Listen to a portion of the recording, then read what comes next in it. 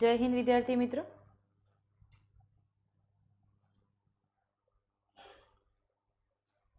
Good afternoon. ચલો ઝડપથી જોડાઈ જાઓ અને એક વખત મને વોઇસની કન્ફર્મેશન આપી દો. Join fast. Okay, done. ઠીક છે. ચલો હવે કાલે જે આપણે ભારતના તથ્યો સ્ટડી કર્યા હતા એ આપણો સેકન્ડ પાર્ટ હતો, રાઈટ. હવે થર્ડ પાર્ટ ઉપર આપણે કન્ટિન્યુ કરીએ છીએ. મોસ્ટલી આપણે ભારતના પરિચયના બેસિસ પર એની જે સરહદ છે, એટલે કે ભાઈ કોસ્ટલ લાઇન હોય કે ઇન્ટરનેશનલ બોર્ડર હોય, એ બધી જ વસ્તુ આપણે ઓલરેડી જોઈ લીધી હતી, રાઈટ.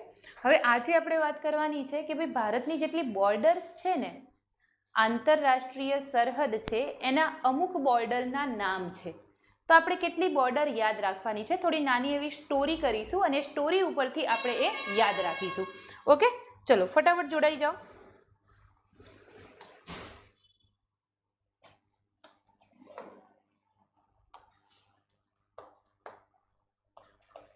તો સૌથી પહેલા આપણે યાદ રાખીશું રેડ ક્લિફ. ક્રોનોલોજીમાં જ યાદ રાખીએ red cliff.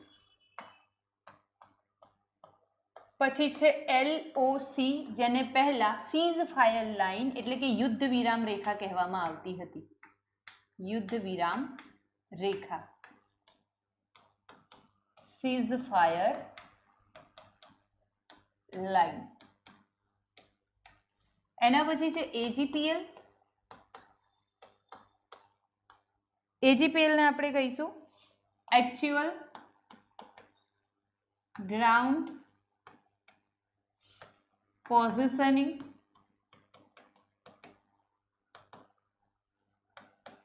Line. Actual ground positioning line, AGPL. બરાબર. હવે આ ત્રણે છે ને એકબીજા સાથે આમ જોવા જઈએ તો કનેક્ટેડ જ છે. એક સીધી રેખામાં જ આપણે આને ભણવાની છે, એટલે આપણે આ જોડે લઈશું. પછી આપણે છે LAC, લાઇન ઓફ,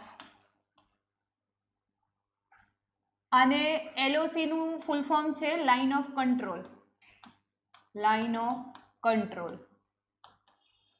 આનું છે લાઇન ઓફ એક્ચ્યુઅલ કંટ્રોલ.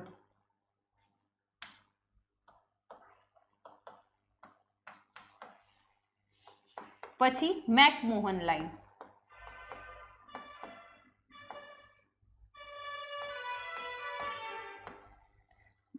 આ બંનેને આપણે એક સાથે જોઈશું. એના પછી છે ડુરાન્ડ રેખા, ડુરાન્ડ લાઇન. અને ઇન્ડિવિજ્યુઅલ જોઈશું. એના પછી આપણે જોઈશું 24th પેરેલલ, એટલે કે 24 ડિગ્રી સમાંતર રેખા.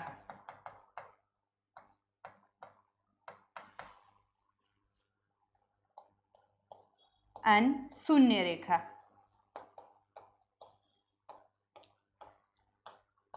તો આ જે બધી બોર્ડર્સ છે, હવે એ કઈ બોર્ડર્સના નામ છે એ આપણે જોવાનું છે, રાઈટ. તો જે લોકો નોટ ડાઉન કરે છે એ લોકો આટલી પહેલા લાઇન્સ નોટ ડાઉન કરી દેજો. હવે સૌથી પહેલા આપણે રેડક્લિફ લાઇનની વાત કરવા જઈ રહ્યા છીએ, બરોબર. જો તમે નોટ બનાવી રહ્યા હો તો લખી દો ફટાફટ. હું તમને 1-2 મિનિટ આપીશ આની.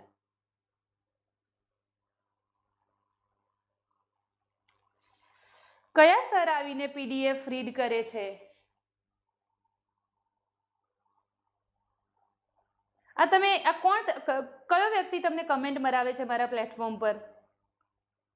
બરોબર. મારી પાસે જે હેમંત સર છે ને, ઓલરેડી UPSC નું ઇન્ટરવ્યુ એ માણસ 2 વખત પાસ થયેલો છે. એ PDF વાંચતો હોય ને તો એ પાસ જ ના થાય, બરોબર.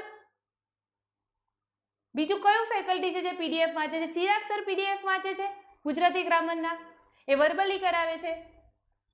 હવે યાર એક્ઝામ્પલ માટે માણસ PDF લઈને આવ્યું હોય,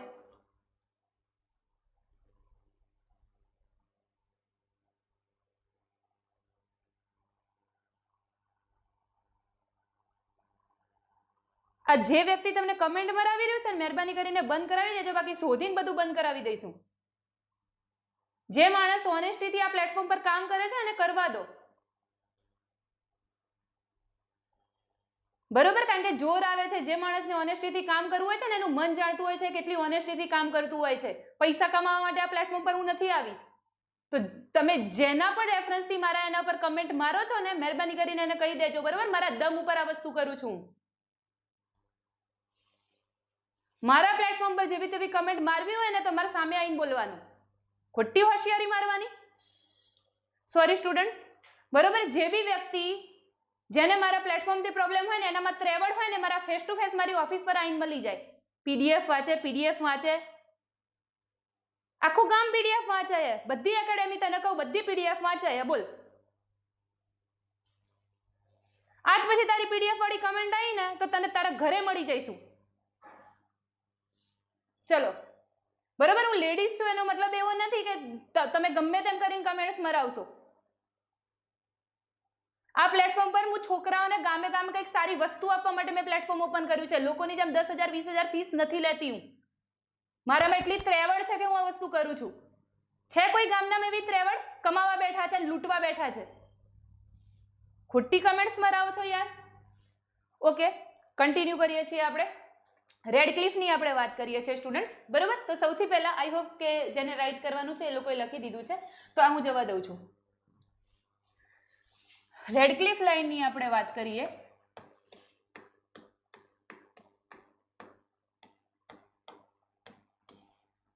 હવે ભાઈ એને હું તમને અહીંયા નકશો ડ્રો કરીને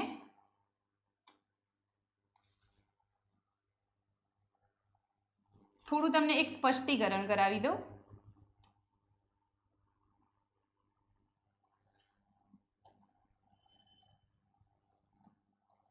સમથિંગ આપણા ઉપરના ભારતનો નકશો આ રીતે છે, બરોબર? અને આ છે પાકિસ્તાન, આ છે પાકિસ્તાન, આ છે આપણું ઇન્ડિયા. હવે મિત્રો, જ્યારે આપણું ભારત આઝાદ થાય છે, આપણને ખબર છે વી નો 15 ઓગસ્ટ 1947 ભારત આઝાદ થયું. હવે આઝાદ થયું એ વખતે પ્રશ્ન શું હતો? એકચ્યુઅલી પાકિસ્તાન અને ઇન્ડિયા એ બ્રિટિશ ઇન્ડિયા તરીકે ઓળખાતા હતા. બંનેના ભાગલા પડે છે, અને ભાગલા પડે છે એ વખતે હવે એક્ઝેક્ટલી આ સીમારેખા ગણવી ક્યાંથી, એના માટે એક કમિશનની નિમણૂક કરવામાં આવે છે, અને એ કમિશનનું નામ છે રેડક્લિફ કમિશન.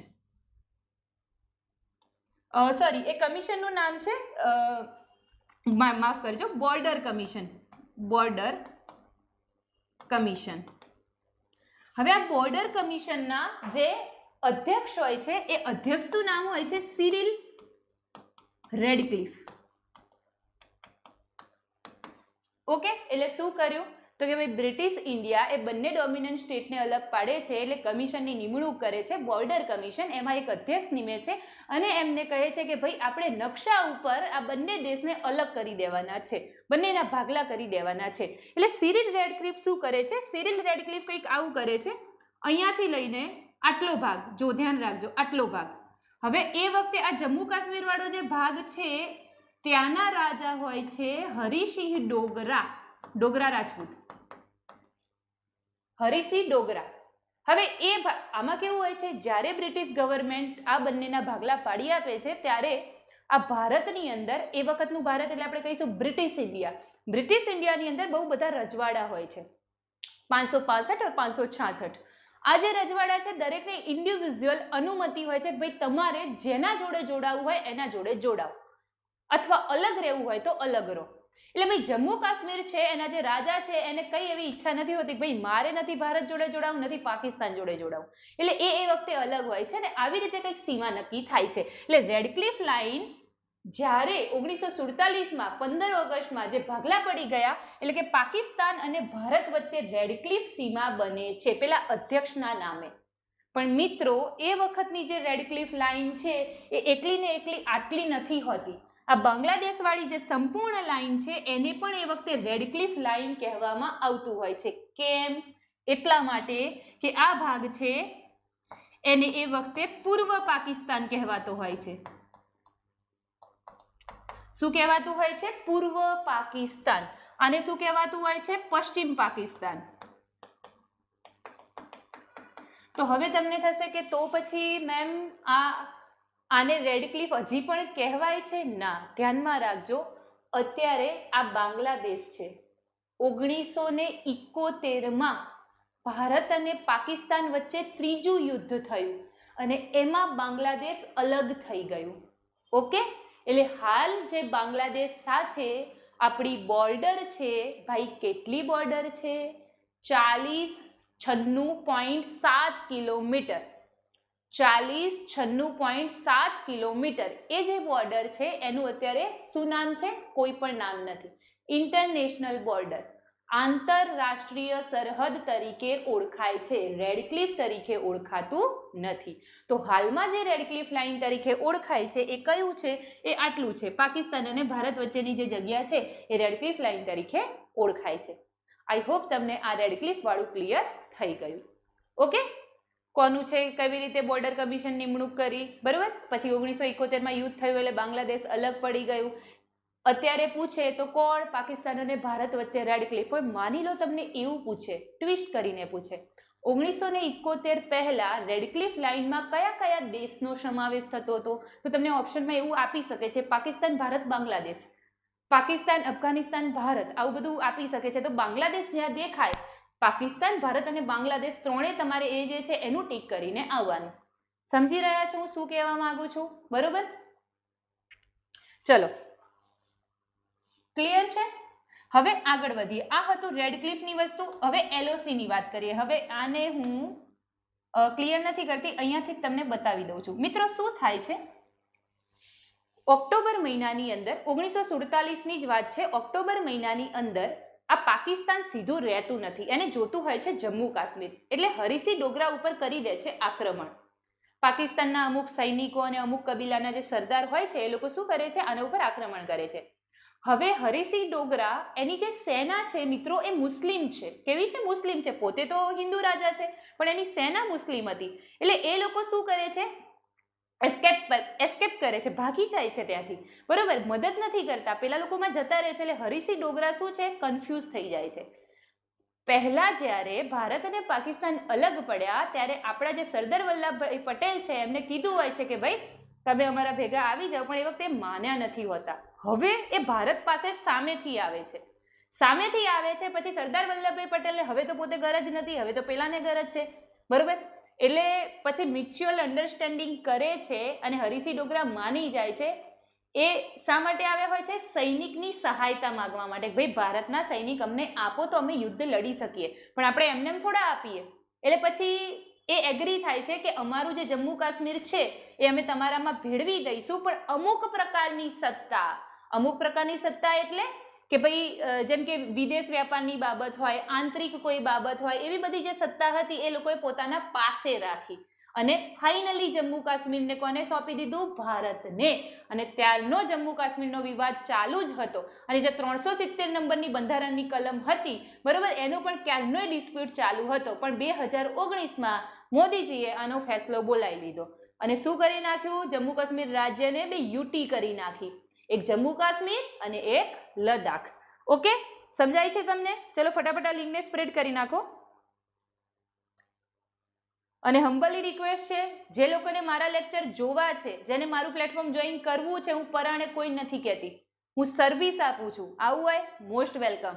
જેન્યુન ભણવું છે, માર્ક્સ લાવવા છે, ખરેખર સિલેક્ટ થવું છે, મોસ્ટ વેલકમ. પણ પંચાત કૂટવી છે, ખોદણી કરવી છે, બહુ બધા પ્લેટફોર્મ છે, જાઓ, બરોબર. 10,000 15,000 ભરો અને ભણો, મને કોઈ જ પ્રોબ્લેમ નથી. મને મારી જાત પર વિશ્વાસ છે, મને મારી ફેકલ્ટી પર વિશ્વાસ છે, મને મારી સર્વિસ પર વિશ્વાસ છે અને મને મારી ઓનેસ્ટી પર વિશ્વાસ છે. અને હું છાતી ઠોકીને કહી શકું બોસ કે ઓનેસ્ટ આપણે જેવું આપીએ છીએ માર્કેટમાં કોણ આપે છે? બોલો ને. લાઈન ઊભું રાખો મારી જોડે, મારી આંખમાંથી આંખ મિલાઈને વાત કરી શકે ને તો બરોબર છે, બરોબર. એટલે મહેરબાની કરીને મારા પ્લેટફોર્મ પર જેવી તેવી કમેન્ટ્સ મારવાની હિંમત ના કરતા. આ લાસ્ટ વખત હું તમને કોઈ બી એવું નહીં, મારી યુટ્યુબ ચેનલ, ભાઈ મારી એપ્લિકેશનનો પ્લે સ્ટોર હોય કે ગમે ત્યાં હોય, હું શોધી કાઢીશ કે કોને કમેન્ટ મારી છે. ઓકે, એટલે આ વસ્તુ ના થવી જોઈએ. ચલો, આપણે વાત થઈ ગઈ હવે રેડક્લિફની. હવે જુઓ શું થયું? યુદ્ધ થયું 26 ઓક્ટોબરે. હરીસિંહ ડોગરા ભારતની અંદર શું થાય છે? પોતાનું જમ્મુ કાશ્મીર આપે છે, એડ થઈ જાય છે, એટલે જમ્મુ કાશ્મીર આનો ભાગ બની જાય છે. અને પાકિસ્તાન અને ભારત વચ્ચે પ્રથમ યુદ્ધ ડિક્લેર થાય છે, ભારત પાકિસ્તાન વોર, બરોબર. અને આ પ્રથમ યુદ્ધ ક્યાં સુધી ચાલે છે? આખું 1948નું વર્ષ અને 1949ના જાન્યુઆરી સુધી, અને કંઈક 15 જાન્યુઆરીથી 16 જાન્યુઆરી સુધી ચાલે છે અને પછી આ યુદ્ધ સમાપ્ત થાય છે. જ્યારે આ યુદ્ધ સમાપ્ત થાય છે ત્યારે જમ્મુ કાશ્મીરનો આટલો જે ભાગ છે, કેટલો જુઓ, આટલો ભાગ એ પાકિસ્તાને લઈ લીધો હોય છે. અને આ જે લાઈન ખેંચી હોય છે એ લાઈનને તાત્કાલિક ધોરણે નામ આપી દીધું હોય છે યુદ્ધ વિરામ રેખા. યુદ્ધ વિરામ રેખા. પણ આ છે ને અહીંયાનો એક પોઈન્ટ છે, એ પોઈન્ટનું નામ છે NJ 9842. NJ 9842. એટલે ઠેક ઉપર સુધી રેખા નથી ખેંચી. હવે તમને એવો પ્રશ્ન થશે કે કેમ એ વખતે આટલો જ ભાગ કેમ એને ઓક્યુપાય કર્યો? ઉપરનો ભાગ તો જમ્મુ કાશ્મીરનો જ છે, તો ઓક્યુપાય કેમ ના કર્યો? આવો પ્રશ્ન થાય, બરોબર. તો વસ્તુ એવી છે કે ભાઈ આ જગ્યા ઉપર આવેલું છે સિયાચીન ગ્લેશિયર. હવે હું સિયાચીન ગ્લેશિયર વિશે જણાવું છું. પહેલા મને તમારે એ જણાવવાનું છે મિત્રો કે મેં તમને આટલી વાર્તા કરી એ તમારા ગળે ઉતરી? રેડ ક્લિફ લાઈન ક્લિયર થઈ, બરોબર. યુદ્ધ થયું એ ક્લિયર થયું. પછી નીચે જમ્મુ કાશ્મીરના પાર્ટ ઉપરથી આ એક પોઈન્ટ છે, એક જગ્યા છે, ત્યાં સુધીની જે રેખા દોરવામાં આવી એનું નામ શું હતું? યુદ્ધ વિરામ લાઈન, સીઝ ફાયર લાઈન. હવે આનું નામ LOC ક્યારે પડ્યું? તો ભાઈ ભારત અને, મને ધ્યાનથી સાંભળજો, ભારત અને પાકિસ્તાન વચ્ચે 3 યુદ્ધ થયા. કેટલા? 3. પહેલું યુદ્ધ ક્યારે થયું? 1947માં. ભારત આઝાદ થયું પછી ઓક્ટોબર મહિનામાં ચાલુ થઈ જાય છે. બીજું યુદ્ધ ક્યારે થયું? 1965માં. અને ત્રીજું યુદ્ધ ક્યારે થયું? એટલે એના પછી કારગિલ ને એ બધા થયા છે, પણ આપણે મોટી વોરની વાત કરીએ છીએ. પેલું જે કારગિલ ને બધું છે ને નાની નાની સૈનિક કાર્યવાહીઓ હતી, અને આ યુદ્ધ છે કે મોટા પાયે બધી સેના એની અંદર ઇન્ક્લુડ થઈ હોય, બરોબર. તો ત્રીજું યુદ્ધ જે મોટું થયું હતું 1971માં, જેમાં બાંગ્લાદેશ આઝાદ થયું. હવે મિત્રો એ જે બાંગ્લાદેશ આઝાદ થાય છે ને એના પછી બંને દેશ સમજૂતી માટે મળે છે, પાકિસ્તાન અને ભારત, અને સિમલામાં મળે છે. એટલે એ સમજૂતીને કહેવામાં આવે છે સિમલા કરાર. અને સિમલા કરારમાં આપણે ઓફિશિયલી એવું કહીએ ને કે આપણે હાર માની લઈએ છીએ. આ જે જગ્યા છે એને POK એસ્ટાબ્લિશ આપણે કરી દઈએ છીએ, કે આપણે માનીએ છીએ કે POK છે, અને લાઈનનું નામ આપી દઈએ છીએ લાઈન ઓફ કંટ્રોલ, બરોબર. કઈ સમજૂતીથી? સિમલા કરારથી. યુદ્ધ વિરામ લાઈનનું નામ શું પડી ગયું? LOC, line of control. અને લાઈન ઓફ કંટ્રોલની પશ્ચિમ તરફ જેટલો પણ ભાગ પાકિસ્તાન લઈ ગયો એને શું કહેવાય છે? Pakistan occupy Kashmir. Pakistan occupied Kashmir, POK. Okay, done છે. હવે એમાં છે ને આ નીચેના ભાગને આ લોકો કહે છે આઝાદ કાશ્મીર, અને આ ભાગને એ લોકો કહે છે ગિલગિટ બાલ્ટિસ્તાન. નીચેનાને શું કહે છે? આઝાદ જમ્મુ કાશ્મીર, અને ઉપરનાને કહે છે ગિલગિટ બાલ્ટિસ્તાન. આ ફેક્ટ ડેટા છે, હું સમજાવું છું મેપ ઉપર, પણ આ ફેક્ટ છે. ગમે તેમ કરીને ટ્વિસ્ટ ટર્ન કરીને પૂછે એટલે તમારે આ મગજમાં ફિટ કરી દેવાના છે. ચલો, આટલું ક્લિયર થયું? ચલો ફટાફટ લિંક સ્પ્રેડ કરી દો મિત્રો. આટલું ક્લિયર થઈ ગયું? હવે મેઇન વસ્તુ હું વાત કરું, પેલો ભાગ ઉપરનો છૂટી ગયો. અત્યારે તો એ ભાગ ઉપર પણ એ ભાગ આખો POK જ કહેવાય છે, પણ પહેલા યુદ્ધ દરમિયાન એમને એ ભાગ છોડી દીધો હતો. કેમ? ત્યાં ગ્લેશિયર હતું. કયું ગ્લેશિયર? સિયાચીન ગ્લેશિયર. ચલો, આટલું ખ્યાલ આવ્યું તો ફટાફટ થંબ આપી દો. એપ્લિકેશન સાઇટથી બી જે પણ લોકો ભરે છે મને ફટાફટ, જે બી લેક્ચર અટેન્ડ કરે છે મને ફટાફટ થંબ આપી દો, બરોબર. કારણ કે તમને ખબર પડે છે ને હું આ વસ્તુમાં કનેક્ટ થઉં છું, તો I will feel more confident, કે મને ખ્યાલ આવે છે કે ના હું તમને સમજાવું છું તો તમે આ વસ્તુને ગ્રહણ કરી રહ્યા છો. ચલો હવે આગળ વધીએ અને બીજી લાઈનની ચર્ચા કરીએ. એના પહેલા હું તમને ગ્લેશિયર વિશે સમજૂતી આપી દઉં. અને બીજી વસ્તુ મિત્રો, તમને પૂછાય કે LOC એ કયા બે દેશ વચ્ચે છે, તો તમારે શું કરવાનું છે? પાકિસ્તાન ઓક્યુપાઈડ કાશ્મીર અને ભારત વચ્ચે. આમ પાકિસ્તાન, કારણ કે એ પ્રોપર પાકિસ્તાન નથી, એ પાકિસ્તાને ઓક્યુપાય કરેલું જ કાશ્મીર છે, બરોબર. એટલે LOC એ આમ જોવા જઈએ તો ભારતની અંદર જ થાય. ક્વેશ્ચન વાંચવાનો, એને શું પૂછ્યું છે એ સમજવાનું, અને પછી અટેમ્પ્ટ કરવાનું, બરોબર. ઠીક છે. બીજું હું ડિક્લેરેશન તમને આપી દઉં. 3 વાગે DYSO માટેની સ્ટ્રેટેજીનો લેક્ચર છે, અડધો કલાકનો, બરોબર. એટલે જે લોકો ડીવાયએસઓ આપે છે એ લોકો જોઈન થજો, તમને પરફેક્ટલી 2 મહિનાની અંદર પ્રિલિમ કેવી રીતે ક્લિયર કરવી, હું એવું 100% નથી કહેતી કે થશે જ, પણ હું સ્ટ્રેટેજી આપી શકું છું. જો તમે ફોલો કરશો તો મારી 90% તમને ગેરંટી છે કે તમે સક્સેસફુલ થશો. બરોબર. પછી જો તમે એને યાર પંક્ચ્યુઅલી ફોલો ના કરો તો એ તમારી પ્રોબ્લેમ છે, મારી પ્રોબ્લેમ નથી. બરોબર. મારી પાસે જે બી સ્ટુડન્ટ્સ હતા એમાં મેં ઓછામાં ઓછા સમયમાં ફ્રેશર્સને 40 દિવસમાં STI ક્લિયર કરાવેલી છે. કટ ઓફથી ખાલી 2 માર્ક્સ આગળ હતી એ દીકરી, પણ મેં એ વસ્તુ 40 દિવસમાં એમને કરાવેલી છે. સાવ ફ્રેશર, સાવ એટલે સાવ ફ્રેશર. બરોબર. એટલે તમે પણ થઈ શકો છો, પણ જેન્યુઆનિટી શું છે એ આપણે સમજીશું. ઓકે ઓકે, ચલો ફટાફટ હવે વાત કરીએ ગ્લેશિયર્સ. ભાઈ ગ્લેશિયર એટલે શું કહેવાય? જેને આપણે ગુજરાતીમાં કહીએ છીએ હિમનદી. બરોબર. હિમનદીના કેટલા ટાઈપ્સ હોય? હિમનદી 2 ટાઈપની હોય. એક હોય આઈસ સીટ અને એક હોય અલ્પાઇન. આઈસ સીટ ક્યાં જોવા મળે? પોલ ઉપર, એટલે કે ધ્રુવો પર. અલ્પાઇન ક્યાં જોવા મળે? માઉન્ટેન્સ પર, પર્વતો પર. ઓકે. હવે ભાઈ પર્વતો ઉપર હિમનદી કેવી રીતે જોવા મળે એ હું ચર્ચા કરું એના પહેલા 2 ફેક્ટ્સ લખાવું. સિયાચીન ગ્લેશિયર વિશ્વનું બિનધ્રુવીય બીજા નંબરનું સૌથી મોટું ગ્લેશિયર છે. હવે સમજો અહીંયા, બિનધ્રુવીય ધ્રુવ પ્રદેશમાં પોલાર સેક્શન્સમાં બહુ જ મોટા મોટા ગ્લેશિયર છે, બરફના જથ્થા, હિમનદી. બરોબર. પણ આ કેમ બને છે? સૂર્યના કિરણો ત્યાં પહોંચતા જ નથી એટલા માટે બને છે. હવે અહીંયા શબ્દ વાપરેલો છે કે બિનધ્રુવીય, એટલે કે ભાઈ આપણે ધ્રુવોની વાત નથી કરતા. તો ધ્રુવોની વાત ના કરીએ તો આપણને ગ્લેશિયર્સ ક્યાં જોવા મળે? માઉન્ટેન્સ પર.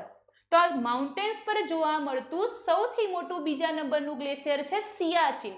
આ સિયાચીન બાલ્ટી ભાષાનો શબ્દ છે. કઈ ભાષાનો શબ્દ છે? બાલ્ટી. હમણાં મેં તમને કીધું ને ગિલગિટ બાલ્ટિસ્તાન પ્રદેશ છે, એમાં સ્થાનિક લોકો બાલ્ટી બોલી બોલે છે, અથવા તમે ભાષા કહી શકો, બટ આમ તો એ રિજિયોનલ બોલી છે. બંનેમાં આમ ફરક હોય ભાષા અને બોલીમાં. તો ભાઈ આ જે બાલ્ટી ભાષાનો શબ્દ સિયા અને ચીન, એનો મિનિંગ થાય છે. શિયા એટલે ગુલાબ અને ચીન એટલે એની ભરમાર, એટલે કે ગુલાબ, જંગલી ગુલાબ. સિયા એટલે જંગલી ગુલાબ થાય. જંગલી ગુલાબોનો મોટો જથ્થો એટલે સિયાચીન. એ વિસ્તારમાં ઉપરની તરફ, નીચેની, ઉપર તો નહીં પણ નીચેની તરફ તમને જોવા મળે છે. મતલબ કેવું છે એક્ઝેક્ટલી?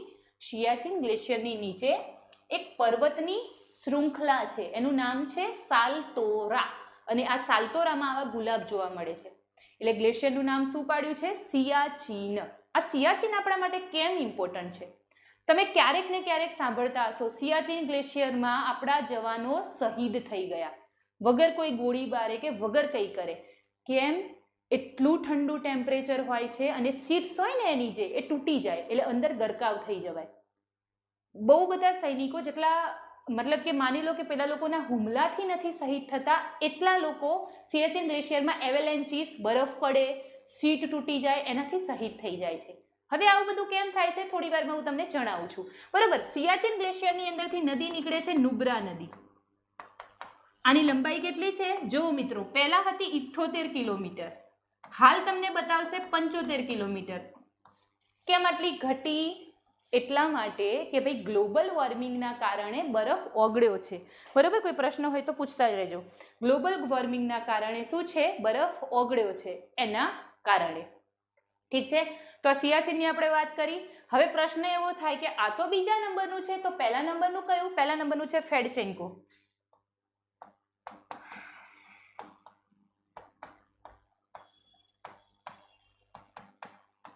ફેડચેન્કો ક્યાં આવ્યું? તજિકિસ્તાન. આલ્પ્સ રેન્જની પહાડીઓ જે છે મધ્ય એશિયા, એમાં. બરોબર. તો ફેડચેન્કો એ પ્રથમ સૌથી મોટું વિસ્તારની બાબતે એન્ડ ઓલ, અને બીજા નંબરે કયું છે? સિયાચીન છે. ચલો ધ્યાનમાં રહેશે. હવે આપણે વાત કરીએ ભાઈ માઉન્ટેન્સ ઉપર ગ્લેશિયર્સ કેવી રીતે જોવા મળે. હવે મિત્રો આપણી પૃથ્વી ઉપર ગુરુત્વાકર્ષણ બળ છે, પૃથ્વી ઉપર હવા છે, અને આ હવા ગુરુત્વાકર્ષણ બળના કારણે દબાયેલી રહે છે. તમે ક્યાંક એવું સાંભળ્યું હશે, તમે જેમ જેમ ઉપર જાઓ એમ શું છે? હવા ઓછી થાય છે. પર્વતારોહીઓને શ્વાસ લેવામાં તકલીફ પડે છે. કેમ? હવા ઓછી થાય છે. ઓબ્વિયસલી નીચે હવાનો જથ્થો વધારે હશે, જેમ જેમ તમે વાતાવરણમાં ઉપર જશો તો હવાનો જથ્થો ઓછો હશે. હવે હવા જેટલી વધારે એટલી એ વધારે ગરમીને ટ્રેપ કરશે, હવા જેટલી ઓછી એટલી એ ઓછી ગરમીને ટ્રેપ કરશે. સિમ્પલ. બરોબર. એટલે મિત્રો વાતાવરણમાં એવી ઘટના ઘટે છે, જેમ જેમ તમે ઉપર જાઓ છો એમ ટેમ્પરેચર ઘટે છે. તમને હવે એવું થાય કે મેડમ બધી વસ્તુ બરોબર, સૂર્યના કિરણો તો આમ ઉપરથી જ આવે છે ને, તો ઉપરનું વાતાવરણ વધારે ગરમ ના હોવું જોઈએ? પણ ભાઈ કુદરતની કળા છે, સૂર્યના કિરણો ઉપરથી આવે છે પણ એ ડાયરેક્ટ ક્યારે પણ વાતાવરણને ગરમ કરી શકતા નથી. એ શું કરે છે? પહેલા ધરતીને અથડાય છે, ધરતીને અથડાય છે, પછી એની તરંગ લંબાઈ વધી જાય છે અને પછી એ વાતાવરણને ગરમ કરે છે. એટલે ધરતીને અથડાયા પછી જ્યારે એ રિટર્ન થાય છે ને, ત્યારે વાતાવરણને ગરમ કરતા કરતા કરતા કરતા કરતા એ ઉપર જાય છે. બરોબર. વાતાવરણની અંદરનું આખું આપણે લેક્ચર છે વાતાવરણનું, એ તો ઓલરેડી આપણે એપમાં લીધેલો છે. બરાબર. અને તમારું પણ આપણે એપમાં લઈશું. જે લોકો વિદ્યાર્થી જોઈન થયેલા છે બેચમાં એનું આપણે લઈશું. બરાબર. તો શું છે? ઉપર જેમ જેમ તમે સપાટીથી ઉપર જાઓ વાતાવરણમાં શું થશે?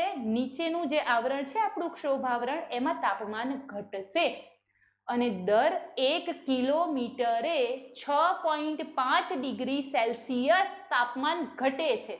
કેટલું તાપમાન ઘટે છે? 6.5 અંશ સેલ્સિયસ.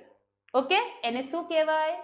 તાપ હ્રાસ દર, નોર્મલ લેપ્સ રેટ. શું કહેવાય એને? Normal lapse rate. ચલો ક્લિયર. અને આના કારણે આપણને ઉપર જે ઊંચા પહાડો હોય ને એમાં બરફ જોવા મળે. કેમ? હવે તમને એવું થાય કે ઉપર કેવી રીતે બરફ આવ્યો? ભેજ હોય બધે. હવે માની લો કે કોઈ પહાડ 5000 મીટરથી વધારે ઊંચો છે, 5 કિલોમીટરથી વધારે ઊંચો છે, તો પેલો લેપ્સ રેટ છે એના મુજબ 30-35 અંશ સેલ્સિયસ તાપમાન ઘટેલું હશે ત્યાં. બરોબર. એટલે જે સરફેસ ટેમ્પરેચર હશે એના કરતાં ઉપર ઓલમોસ્ટ માઇનસમાં ટેમ્પરેચર જશે, અને માઇનસમાં ટેમ્પરેચર જશે એટલે લાખો વર્ષથી પેલો ભેજ ભેગો થઈને ત્યાં શું બનાવશે? ગ્લેશિયર બનાવશે. આ ફેક્ટ્સ ડેટા યાદ રાખજો. ઉપર કેમના ગ્લેશિયર જોવા મળે છે એ સમજ્યા, એને અલ્પાઇન ગ્લેશિયર કહેવાય, અને ધ્રુવ પ્રદેશો આગળના ગ્લેશિયરને આઈસ સીટ ગ્લેશિયર કહેવાય. ચલો આપણે કઈ જોઈ? રેડક્લિફ જોઈ, LOC રેખા જોઈ. રેખામાં પાછા આવો. હવે આપણે જોઈએ AGPL, જે સિયાચીન ગ્લેશિયર સાથે સંકળાયેલી છે. કઈ જોઈએ? AGPL. Yes, good afternoon.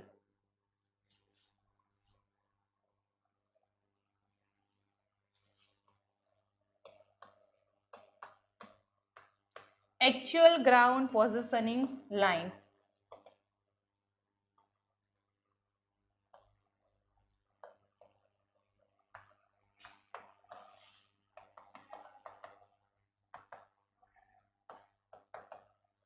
હવે મિત્રો એના માટે મારે ખાલી ને ખાલી જમ્મુ કાશ્મીર વાળો પોર્શન દોરવાનો રહેશે.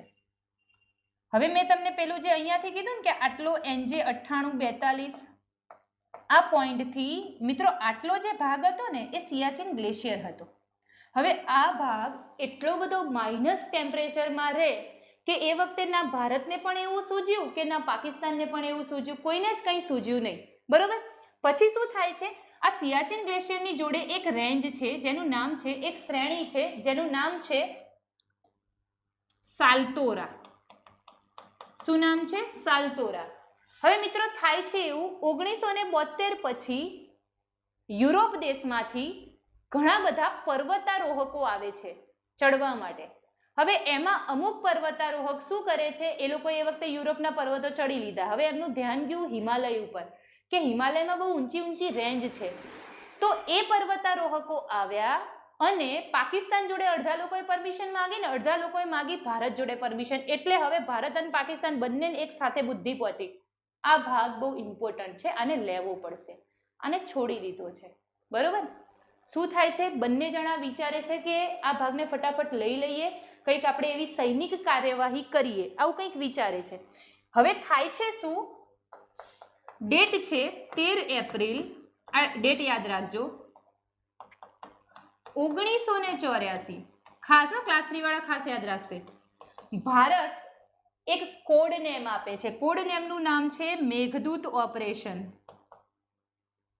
Meghdoot operation.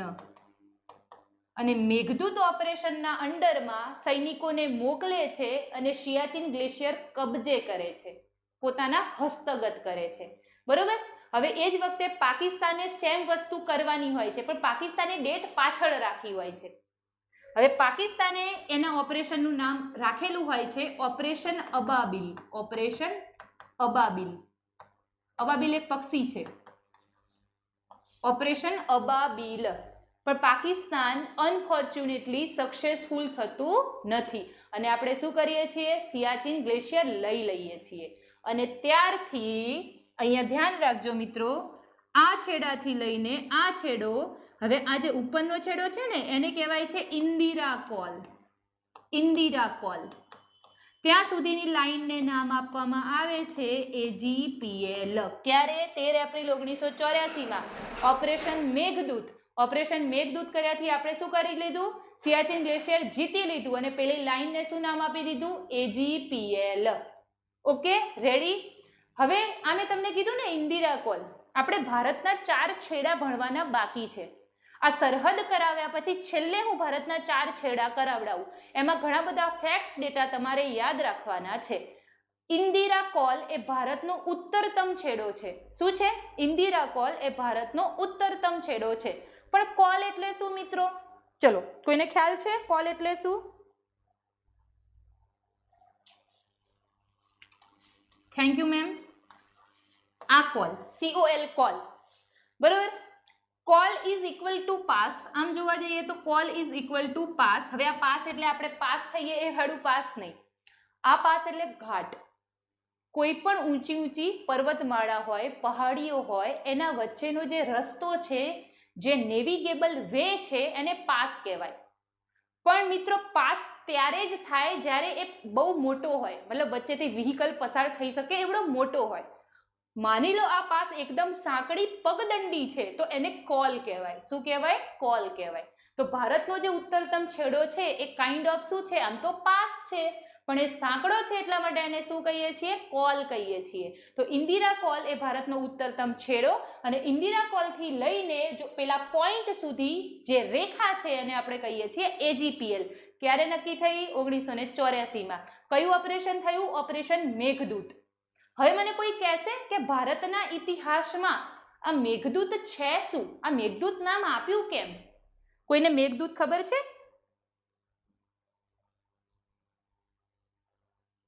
Yes, very good Priya ma'am. ઊંચાઈ પરનો રસ્તો, પણ એને આપણે એવી રીતે આઈડેન્ટિફાઈ કરીશું કે બંને પર્વતમાળા વચ્ચેનો જે રસ્તો છે એ.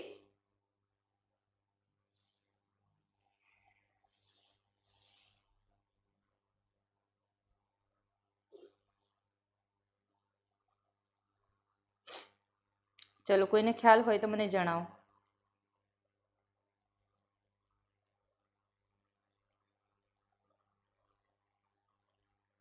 મેઘદૂત શું છે? આ હું જવા દઉં છું, આટલું આપણે સમજી લીધું છે. મેઘદૂત. જો તમારું હિસ્ટ્રી કલ્ચર હું જ લેવાની છું, એટલે બધા જ મુદ્દા તમને વ્યવસ્થિત કવર કરાવડાવીશું. બરોબર.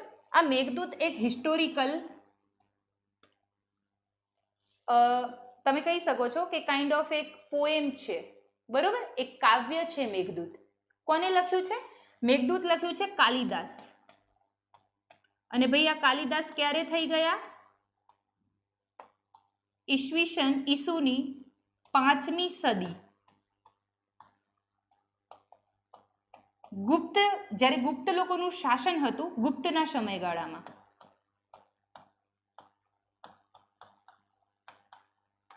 ઓકે, આ મેઘદૂતની અંદર શેની વાર્તા છે?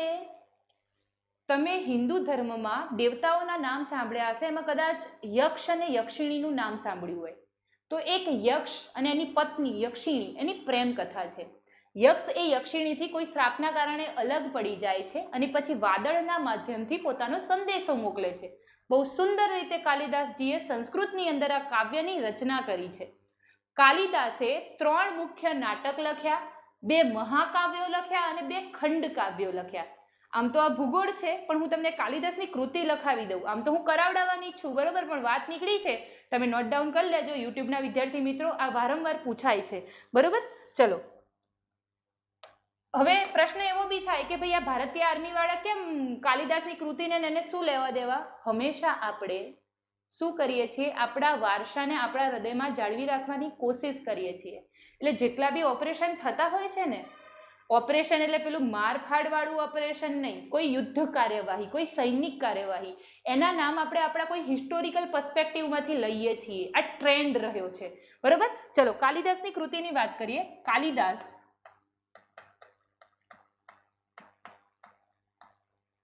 દાસના નાટકો. આ 1 મહિનો થોડું મારે લોડ છે, પૂરો થયા પછી યુટ્યુબ ઉપર હું પોતે એક સિરીઝ લઈને આવીશ, એક એપિક સિરીઝ, જેમાં તમને ઇન્ડિવિજ્યુઅલ વ્યક્તિ, ઇન્ડિવિજ્યુઅલ એપિક વસ્તુઓ, એનું નોલેજ મળશે, બરોબર. અમુક ધાર્મિક બાબતો છે, આ છે, તે છે, તો જે યુપીએસસીના એસ્પિરન્ટ છે એના માટે એ એપિક વસ્તુ બહુ જ કામની હશે. માની લો એક્ઝામ્પલ આપું કે સુશ્રુત અને ચરક. ચરક આયુર્વેદાચાર્ય હતા અને સુશ્રુત સર્જરીના માસ્ટર હતા. તમે આટલું જ જાણો છો, પણ એના સિવાય એ લોકો વિશે જાણવા જેવી ઘણી બધી વિગત છે કે જેને તમે યુપીએસસી થ્રુ એની અંદર લખી શકો છો, બરોબર. એવી રીતે કોઈ પોલિટીની બાબત છે, કોઈ ઇકોનોમિકલ બાબત છે, કોઈ જ્યોગ્રાફિકલ બાબત છે, એના ઇન્ડિવિજ્યુઅલના આપણે 15 મિનિટના વિડીયો ડેલી લઈને આવીશું કે જેમાંથી તમને કોઈક ઇન્ફોર્મેશન મળે. ઓકે, કાલિદાસના નાટકોની અંદર એક આપણે જોઈએ અભિજ્ઞાન શાકુંતલમ.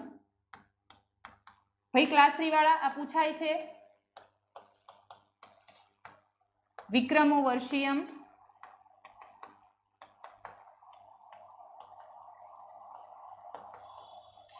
માફ કરજો, વિક્રમો વર્ષિયમ,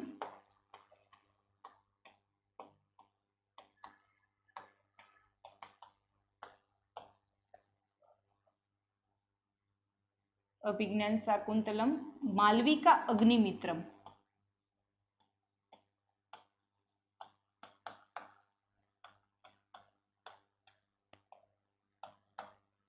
ઓકે, આ 3 શું છે? નાટકો છે, મહાકાવ્યો. હું કહું છું આમાં શું આવે છે. ભાઈ મહાકાવ્યો છે ને એ 2 છે, રઘુવંશમ અને કુમાર સંભવ. કુમાર સંભવ. અને બીજા છે ખંડ કાવ્યો. ખંડ કાવ્યો 2 છે, ઋતુસંહાર અને મેઘદૂતમ. મેઘદૂતમ આ બધું કઈ ભાષામાં રચવામાં આવ્યું છે? સંસ્કૃત ભાષામાં. ભાઈ અભિજ્ઞાન શાકુંતલમની અંદર શું આપેલું છે? વાયુ પુરાણમાં એક રાજાની ચર્ચા છે, કોણ? દુષ્યંત અને એમના પત્ની શકુંતલા, અને એમનો પુત્ર થાય છે ભરત, અને એના નામ ઉપરથી ભારત વર્ષ નામ પડે છે. તો એ જે એટલે કે એ જે દુષ્યંત રાજા અને શકુંતલા, એમની જે લવ સ્ટોરી છે આખી આ નાટકમાં વર્ણવી લેવામાં આવેલી છે. મોસ્ટલી આ 3 છે એમાં લવ સ્ટોરીઝ જ છે, બરોબર. વિક્રમો વર્ષિયમ, રાજા પુરુર્વા અને ઉર્વશી. ઉર્વશી કોણ? ઉર્વશી અને મેનકા કોણ હતા? કોણ હતા ભાઈ? અપ્સરા હતા. તો એ અપ્સરા ધરતી પર આવે છે, રાજા પુરુર્વા સાથે લગ્ન કરે છે, અને આખું જે એમની લવ સ્ટોરી છે એ આની અંદર છે. માલવિકા અગ્નિમિત્રમ શું છે?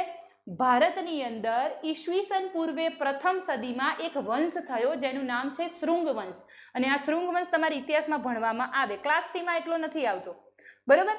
પણ આ તો જસ્ટ હું કનેક્ટ કરાવું છું. શૃંગ વંશના રાજા હતા પુષ્યમિત્ર શૃંગ, બરોબર. અને એમનો જે છોકરો હોય છે અગ્નિમિત્ર, અને ભાઈ આ અગ્નિમિત્ર અને એની પ્રેયસી માલવિકા રાજકુમારી હોય છે એ વખતના, એ બંને વચ્ચેની જે લવ સ્ટોરી છે એ આની અંદર આપેલું છે. જે લોકો લિટરેચર લીધું હશે એને આ સ્ટોરી ડેપ્થમાં ખબર હશે, મને એટલી ડેપ્થમાં નથી ખબર, બરોબર. મહાકાવ્યની વાત કરીએ તો રઘુવંશમ, એટલે કે ભાઈ રાજા રામ અને એમનું જે પૂર્વજો, જે રઘુ, આપણે નથી બોલતા રઘુકુલ રીત સદા ચલી આવી, પ્રાણ જાય પણ વચન ના જાય, એટલે એમના જે પૂર્વજ છે એમની સ્ટોરી ત્યાંથી લઈને રામ સુધી આખું બધું વર્ણન કરેલું છે.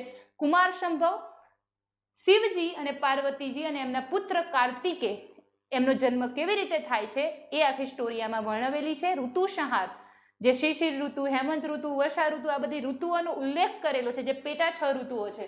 અને મેઘદૂતમાં મેં તમને કીધું કે યક્ષ અને યક્ષિણીની સ્ટોરી આ લોકોએ લીધેલી છે.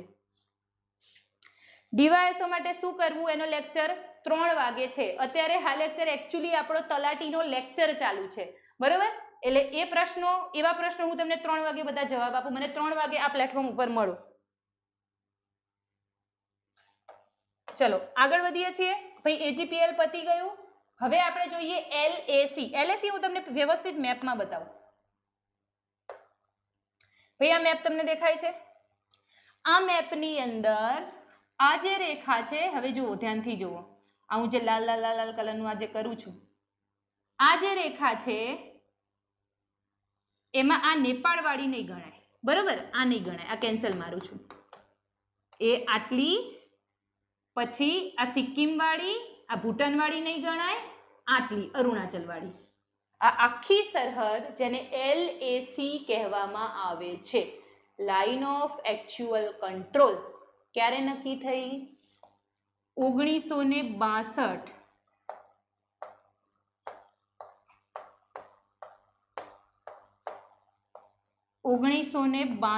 ભારત અને ચીન વચ્ચે યુદ્ધ થાય છે અને એમાં ચીન શું કરે છે? આ વિસ્તાર ઉપર આક્રમણ કરી દે છે, બરોબર? આ સ્ટોરી ઇન્ટરનેશનલ રિલેશનશિપ જ્યારે હું જ્યોગ્રાફીમાં ચલાવીશ ત્યારે કવર કરાવીશ. આ તમારે નથી આવતું, એટલે હું સાવ ઉપર છેલ્લું ખાલી કનેક્ટ કરવા માટે જણાવું છું.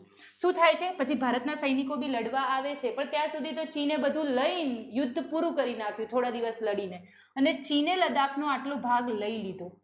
એને ચીન શું કહે છે? ચીન ઓક્યુપાઈડ. જેમ પેલું પાકિસ્તાન ઓક્યુપાઈડ કાશ્મીર હતું ને, એમ આને ચીને કીધું ચીન ઓક્યુપાઈડ કાશ્મીર. હવે એને 1962માં લીધું, ત્યારે તો આ જમ્મુ કાશ્મીર જ હતું ને, અત્યારે લદ્દાખ થઈ ગયું અલગથી. અત્યારે એને ચીન ઓક્યુપાઈડ લદ્દાખ કહેવાય. પણ મિત્રો, ચીને એને ચીન ઓક્યુપાઈડ કાશ્મીર કીધા કરતા ચીને એને ઓળખ્યું અક્ષાઈશ ચીન. ઓકે, અક્ષાઈશ ચીન. અને પછી આજે સીમા નક્કી કરવામાં આવી, આટલેથી આટલી, આટલેથી આટલી અને આટલી, બરોબર? જેનું શું નામ આપવામાં આવ્યું? એલએસી. એટલે શોર્ટમાં એલએસી કયા બે દેશ વચ્ચે છે? ચીન અને ભારત વચ્ચે. ફોર યોર કાઇન્ડ ઇન્ફોર્મેશન હું તમને જણાવી દઉં, આ છે તિબેટનો ઉચ્ચ પ્રદેશ, જે 1951 પહેલા ચીનનો ભાગ ન હતો, અલગ હતો. પણ ચીને એ તિબેટને પણ શું કરી લીધો? અધિકૃત કરી લીધો, ઓક્યુપાય કરી લીધો. એટલે હવે તો તિબેટ એ બફરનું કામ કરતો હતો, તિબેટ હવે ચીનમાં જતો રહ્યો. એટલે આપણે ડાયરેક્ટ એલએસી ને કોની સાથે કનેક્ટ બોલીશું? ભારત અને ચીન સાથે એલએસી કનેક્ટ છે. હવે આપણને પૂછાય કે એલએસી ની અંદર ભારતના કેટલા રાજ્યો કનેક્ટેડ છે? તો મિત્રો ધ્યાનથી જોજો. હિમાચલ પ્રદેશ, ઉત્તરાખંડ, સિક્કિમ અને અરુણાચલ પ્રદેશ. લદ્દાખ એ કેન્દ્ર શાસિત પ્રદેશ છે. હું રાજ્યોની વાત કરું છું, બરોબર? ક્લિયર? એલએસી ના લોકો 3 ભાગ પાડે છે. ઉપરનો ભાગ, બરોબર, જેને પશ્ચિમી ભાગ કહેવાય છે, આ મધ્ય ભાગ કહેવાય છે, હિમાચલ વાળો મધ્ય ભાગ કહેવાય છે, લદ્દાખ વાળો એ પશ્ચિમનો ભાગ કહેવાય, ઉત્તરાખંડ હિમાચલ વાળો એને કયો ભાગ કહેવાય છે? એને મધ્યનો ભાગ કહેવાય છે, સિક્કિમ સુધી. અને અરુણાચલ પ્રદેશ વાળો છે એને પૂર્વનો ભાગ કહેવાય છે, બરોબર? તો આ છે એલએસી. અને જે લદ્દાખનો ભાગ ચીને લઈ લીધો છે એને શું કહેવાય છે? અક્ષાઈશ ચીન. હવે તમને એમ થશે લઈ લીધો એટલે શું? લઈ લીધો એનો મતલબ છે એ લોકો પ્રશાસન ત્યાં કરે છે, આપણું પ્રશાસન નથી. પણ મિત્રો, કહાની મેં ટ્વિસ્ટ હે. કહાની મેં શું ટ્વિસ્ટ હે? તમે જુઓ. આપણે જે એલએસી ગણીએ છીએ એ કંઈક આવી રીતે ગણીએ છીએ. અહીંયા ચીન જે એલએસી ગણે છે એમાં એ આટલો અરુણાચલ પ્રદેશનો ભાગ પોતાનો ગણે છે અને આ રેખાથી એ એલએસીને માન આપે છે. એટલે ચીનના નજરમાં એલએસી અલગ છે, આપણા નજરમાં એલએસી અલગ છે. પણ ક્લાસ 3માં એ ગમે તે હોય, આપણે એવું યાદ નથી રાખવાનું. આપણે એક જ વસ્તુ યાદ રાખવાની, ચીન અને ભારત વચ્ચે એલએસી છે. વાર્તા પૂરી, બરોબર? ક્યારે નક્કી થઈ? 1962ની અંદર. હવે જુઓ મિત્રો, બીજું વસ્તુ, કોઈ ભાઈએ લખ્યું છે મેકમોહન, બરોબર, પણ મેકમોહન કઈ? ખાલી ને ખાલી અરુણાચલ અને તિબેટ વચ્ચે જે લાઈન છે એને મેકમોહન કહેવાય. હવે થોડી તમને કથા કહું કે ભાઈ આ મેકમોહન નામ કેવી રીતે પડ્યું. 1914, હવે 1914માં ભારત આઝાદ થયું નહોતું, એટલે આખો ભારત પાકિસ્તાન કોનો ભાગ હતો? બ્રિટિશ ઇન્ડિયાનો. બ્રિટિશ ઇન્ડિયા અને એ વખતે તિબેટમાં રજવાડા હતા, રાજાઓ. એટલે તિબેટના રાજા વચ્ચે એક સંધિ થઈ. એ સંધિ થઈ જેને આપણે કહીએ છીએ સિમલા સંમેલન. જો મિત્રો યાદ રાખજો, 1914નું સિમલા સંમેલન અને 1972ની સિમલા સંધિ, સિમલા કરાર, એ વસ્તુ અલગ છે. એ 1971ના યુદ્ધ પછી પાકિસ્તાન અને ભારત વચ્ચે થયા. આ કોના વચ્ચે થયા? બ્રિટિશ ગવર્મેન્ટ અને તિબેટ વચ્ચે. અને એ વખતે બ્રિટિશ ગવર્મેન્ટમાં એક વિદેશ મંત્રી હતા. એ વિદેશ મંત્રીનું નામ હતું મેકમોહન, હેનરી મેકમોહન. Henry મેકમોહન, right. શું નામ હતું? હેનરી મેકમોહન. હવે મિત્રો આને મધ્યસ્થી કરી. કોના વચ્ચે મધ્યસ્થી કરી? મીડિયેટર કોના વચ્ચે થયો? તિબેટ અને એટલે બ્રિટિશ ગવર્મેન્ટ વચ્ચે. અને જે લાઈન ખેંચવામાં આવી એનું નામ શું આપી દીધું? મેકમોહન લાઈન. મેકમોહન લાઈન કોના વચ્ચે છે? તિબેટ અને અરુણાચલ પ્રદેશ વચ્ચે. અને દેશ પૂછે તો ભારત અને ચીન વચ્ચે. પણ ચીન આને માન્યતા આપતું નથી. ચીન એવું કહે છે કે ભાઈ એ વખતે અમને પૂછવા ગયા હતા, પણ ભૈયા એ વખતે તો તું ક્યાં અસ્તિત્વમાં જ હતું, તિબેટ ક્યાં તારો ભાગ હતો, બરોબર. પણ ચીન એવો ક્લેમ કરે છે કે અમે આને માનતા નથી. એ માને કે ના માને, આપણે એનાથી શું કામ, આપણે તો એક્ઝામમાં પૂછાશે ને આપણે લખવાનું છે. મેકમોહન કયા બે પ્રદેશ વચ્ચે, પ્રદેશ પૂછ્યું હોય તો શું આવશે? જો ભાઈ શબ્દમાં ડિફરન્શિએટ કરજો ક્લાસ 3 વાળા, હો, નહીં તો ફસાઈ જશો. કયા બે વચ્ચે આવશે? તિબેટ અને અરુણાચલ. અને દેશ પૂછ્યા હોય તો ચીન અને ભારત. ઓકે, રેડી છે આટલું? હવે આપણે જઈએ ડુરાન્ડ રેખા ઉપર.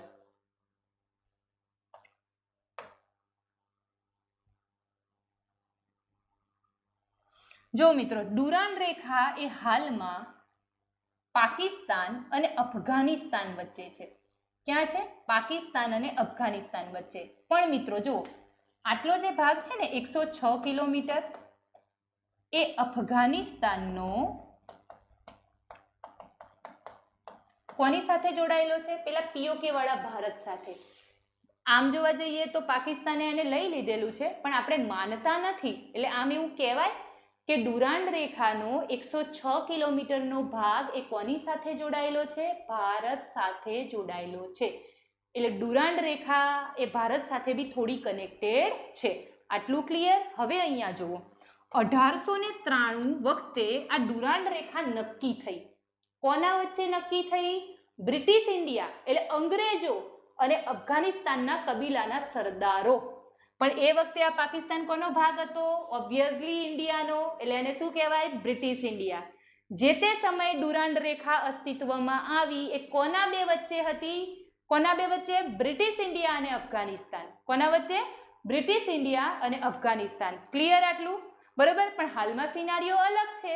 એટલે તમને એવું પૂછાય કે 1893 વખતે, જે વખતે સંધિ થઈ અથવા ભારતની આઝાદી પહેલા ડુરાન્ડ રેખા એ કયા બે દેશ વચ્ચે હતી? તો શબ્દ એવો હશે બ્રિટિશ ઇન્ડિયા અને અફઘાનિસ્તાન. અને ના પણ હોય તો એવું જ લખવાનું અફઘાનિસ્તાન અને ઇન્ડિયા. કારણ કે આઝાદી પછી પાકિસ્તાન અને કોના વચ્ચે ગણાય છે? અફઘાનિસ્તાન વચ્ચે. સમજાય છે હું જે કહેવા માંગુ છું એ? બરોબર, ક્લિયર છે આટલું? ચલો, આ ક્લિયર થયું કે ગોળ ગોળ ફરી ગયા? આનું નામ ડુરાન્ડ કેવી રીતે પડ્યું? જે તે સમયે એ કબીલાના સરદારો અને અંગ્રેજો બંને વચ્ચે સંધિ થઈ ને ત્યારે કોઈ વ્યક્તિ મીડિયેટર બન્યું. કોણ બન્યું? ડુરાન્ડ. બરોબર. એમનું નામ હતું માર્ટિમર ડુરાન્ડ. કોણ હતા? અંગ્રેજ એ વખતના વિદેશ સચિવ. આ બધા વિદેશ સચિવો જ વચ્ચે મધ્યસ્થી કરે. વિદેશ સચિવ જ કરે ને યાર, કારણ કે વિદેશની બાબતો કોના હાથમાં હોય? એમના હાથમાં હોય. એટલે સંધિ કરી અને એ લાઈનનું નામ શું પડી ગયું? ડુરાન્ડ રેખા. આઈ હોપ તમને આ વસ્તુ ક્લિયર થાય છે. બરોબર. હવે 24 સમાંતર. ભાઈ 24 સમાંતર શું છે? અક્ષાંશ રેખા છે. અને આ અક્ષાંશ રેખા છે એ પાકિસ્તાનને ગુજરાતથી અલગ કરે છે. પાકિસ્તાનના કયા પ્રાંતને? સિંધને. કોનાથી અલગ કરે છે? ગુજરાતથી. પણ આમાં કેવું છે? 24 સમાંતર રેખાથી થોડો ઘણો ઉપરનો ભાગ છે કચ્છના રણનો, જે આપણા ગુજરાતનો છે, પણ પાકિસ્તાન એને ક્લેમ કરે છે. એટલે 24 સમાંતર રેખા એ ઓફિશિયલી નથી, એ પાકિસ્તાન માને છે. પણ આપણને ક્વેશ્ચનમાં પૂછાય કયા બે પ્રદેશ વચ્ચે? સિંધ અને ગુજરાત. કયા બે દેશ વચ્ચે?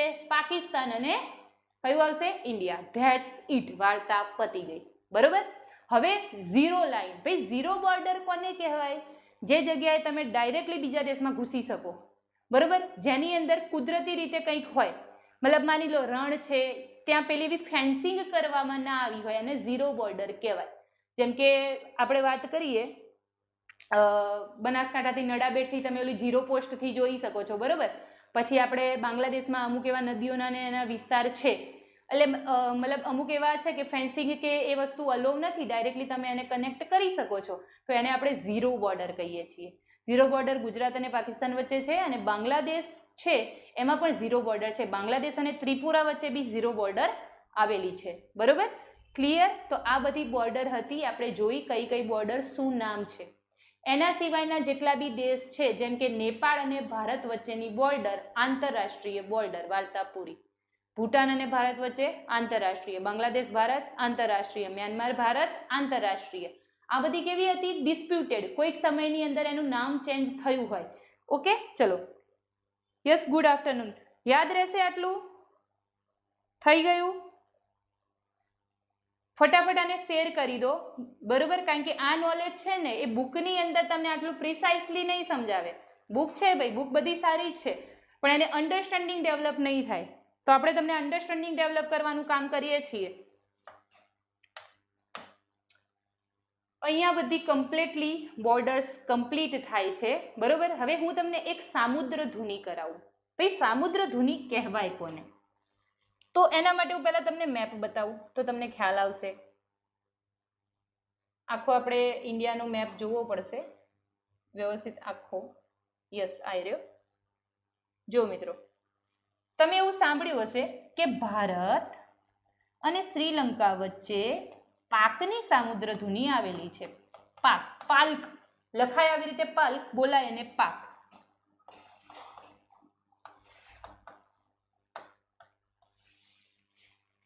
સામુદ્ર ધુની એટલે દરિયાની અંદર પાણીનો એવો સાંકડો પટ્ટો જે કોઈ બે મેઇન વોટર બોડીને કનેક્ટ કરે છે અને બે લેન્ડ, બે જમીનને એકબીજાથી અલગ કરે છે. બરોબર. એ ભાગ શેનો હશે? કોઈ મહાસાગર કે સાગરનો ભાગ હશે. સામુદ્ર ધુનીને ઇંગ્લિશમાં શું કહેવાય? સ્ટ્રેટ કહેવાય. સ્ટ્રેટ. ઓકે, ચલો. તો પાકની સામુદ્ર ધુની એ તામિલનાડુ અને શ્રીલંકા અથવા ભારત અને શ્રીલંકા વચ્ચે છે. પાકની સામુદ્ર ધુનીને નીચે મન્નારનો અખાત છે, ગલ્ફ ઓફ મન્નાર, અને એની ઉપર કયું છે? પાકની ખાડી. પાકની ખાડી એટલે શોર્ટમાં પાકની ખાડીને મન્નારના અખાતથી જોડે છે અથવા શ્રીલંકાને ભારતથી અલગ કરે છે.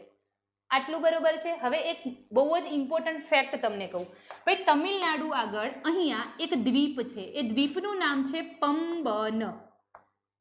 પંબન કોનો ભાગ છે? તામિલનાડુનો. પંબનનું બીજું નામ શું છે? અહીંયા હું લખાવું છું, જુઓ. પંબનનું બીજું નામ છે રામેશ્વરમ. અને મિત્રો જે રામેશ્વરમ દ્વીપ છે ને, એ રામેશ્વરમ દ્વીપ ઉપર રામાયણ સમયગાળામાં ભગવાન રામે ભગવાન શિવનું શું એક શિવલિંગ એસ્ટાબ્લિશ કરેલું હતું. એટલે અત્યારે બહુ જ મોટું મંદિર છે જેને રામેશ્વરમ મંદિર કહેવાય છે. પંબન દ્વીપ ઉપર આવેલું છે, ભગવાન શિવને સમર્પિત છે.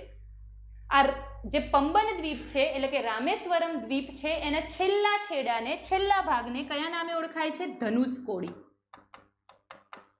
હવે મને ધ્યાનથી સાંભળજો. ધનુષકોડીથી શ્રીલંકાનો એક ટાપુ છે, દ્વીપ છે, જેનું નામ છે તેલૈયા મન્નાર.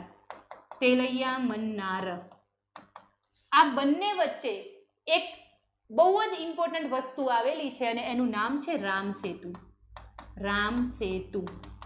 જે ભગવાન રામ જે વખતે થઈ ગયા એ વખતે હનુમાનજી અને એમની વાનર સેનાએ માતા સીતાને લેવા માટે એ સેતુ બનાવ્યો હતો, રામ સેતુ.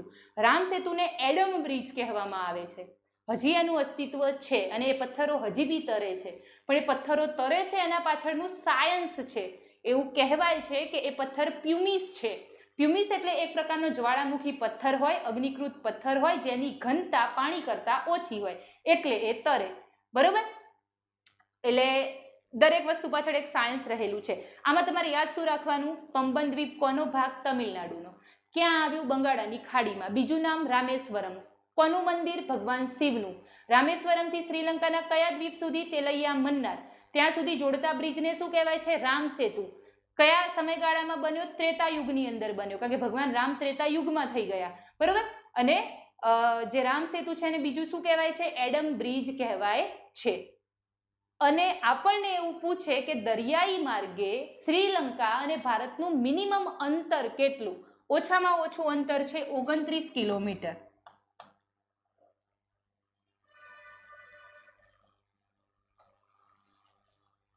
કમેન્ટ ઉપર નજર છે જ ભઈલા, કોઈએ ક્યાં એવી કમેન્ટ મારી જ છે? કનેક્ટિવિટી જ છે, બરોબર.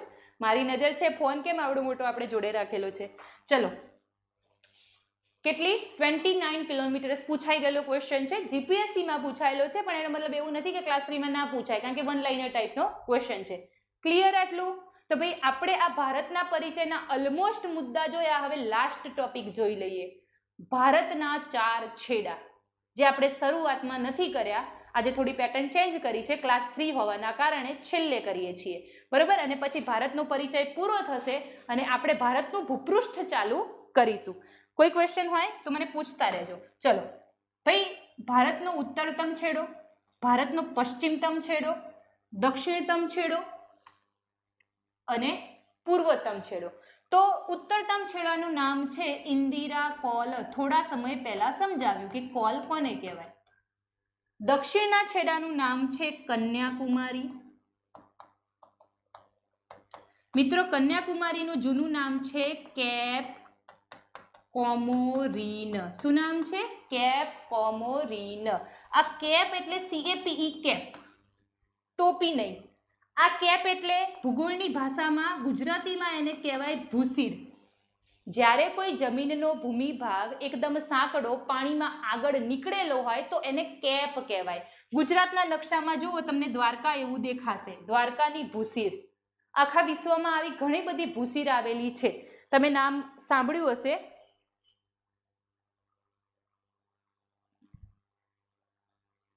તમારો પ્રશ્ન, તમે ઉપર ડીવાયએસઓ માટેનો ક્વેશ્ચન મૂક્યો છે ભાઈ, બરોબર. બીજો કોઈ ક્વેશ્ચન તમે મૂક્યો નથી, નહીં તો મને દેખાય છે, મારે ચશ્મા છે ને પણ મને સ્પષ્ટ વંચાય છે. ઓકે, કદાચ તમે ટાઈપ કરીને નાખવાનું ભૂલી ગયા છો. ચલો વાંધો નહીં. તો કેપ એટલે ભૂસીર. ભૂસીર એટલે એક પ્રકારની ભૂમિની આકૃતિ, બરાબર. તમે કેપ ઓફ ગુડ હોપ નામ સાંભળ્યું હશે, પેલો વાસ્કોડી ગામા થઈને આવ્યો હતો, ઠીક છે. તો ભાઈ આ કન્યાકુમારી વાળો ભાગ છે ને, એ થોડો આવી રીતે સાંકડો પાણીમાં નીકળેલો છે. હવે તમને પૂછે મુખ્ય ભૂમિનું દક્ષિણ બિંદુ, તો કન્યાકુમારી લખવું. કન્યાકુમારીનું બીજું નામ કેપ કોમોરીન. કન્યાકુમારી કયા જિલ્લામાં? કન્યાકુમારી નામના જ જિલ્લામાં, બરોબર. અને કન્યાકુમારી કયા રાજ્યનો ભાગ? તામિલનાડુનો ભાગ. આટલું ધ્યાનમાં રાખવાનું. એ રીતે ઇન્દિરા કોલ એ કયામાં? લદ્દાખમાં. લદ્દાખના કયા જિલ્લામાં? લેહમાં. જિલ્લો બી યાદ રાખવાનો છે. ઓકે, હવે અહીંયા કહાની મેં ટ્વિસ્ટ है. તમને એવું પૂછે છે મુખ્ય ભૂમિ શબ્દ વાપર્યો છે તો કન્યાકુમારી લખજો, પણ એવું પૂછે છે દક્ષિણતમ બિંદુ, તો હજી બી એક જગ્યા છે. અંદમાન નિકોબારનું જે છેલ્લું છે ગ્રેટ નિકોબાર. આ ગ્રેટ નિકોબારની છેલ્લી જગ્યા છે, બરોબર. એનું નામ છે ઇન્દિરા પોઈન્ટ. શું છે? ઇન્દિરા પોઈન્ટ. ઇન્દિરા ગાંધીના માનમાં આ નામ પડ્યું છે. એટલે દક્ષિણતમ એટલે સાવ નીચે. આ કઈ ડિગ્રી ઉપર છે? 8 ડિગ્રી ને 4 મિનિટે છે. આ કઈ ડિગ્રી છે? 6 ડિગ્રી ને 4 મિનિટે છે. એટલે નીચે થયું ને ભાઈ. તો તમને પૂછે દક્ષિણતમ તો કયું આવશે? ઇન્દિરા પોઈન્ટ. ઇન્દિરા પોઈન્ટના બીજા 2 નામ છે. કયા નામ છે? પાર્શન પોઈન્ટ, પિગ્મેલિયન પોઈન્ટ.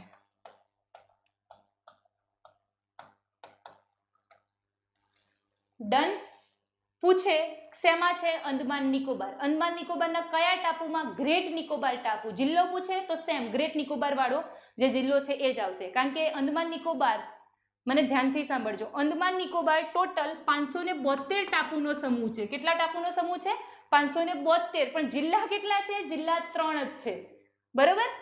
હવે મિત્રો બિલકુલ ધ્યાનથી સાંભળજો, તમને ક્વેશ્ચન પૂછાય વિષુવવૃત્તથી ઇન્દિરા પોઈન્ટ સુધી કેટલા કિલોમીટર, હું તમને કહી તો દઉં છું કે ભાઈ 752 કિલોમીટર.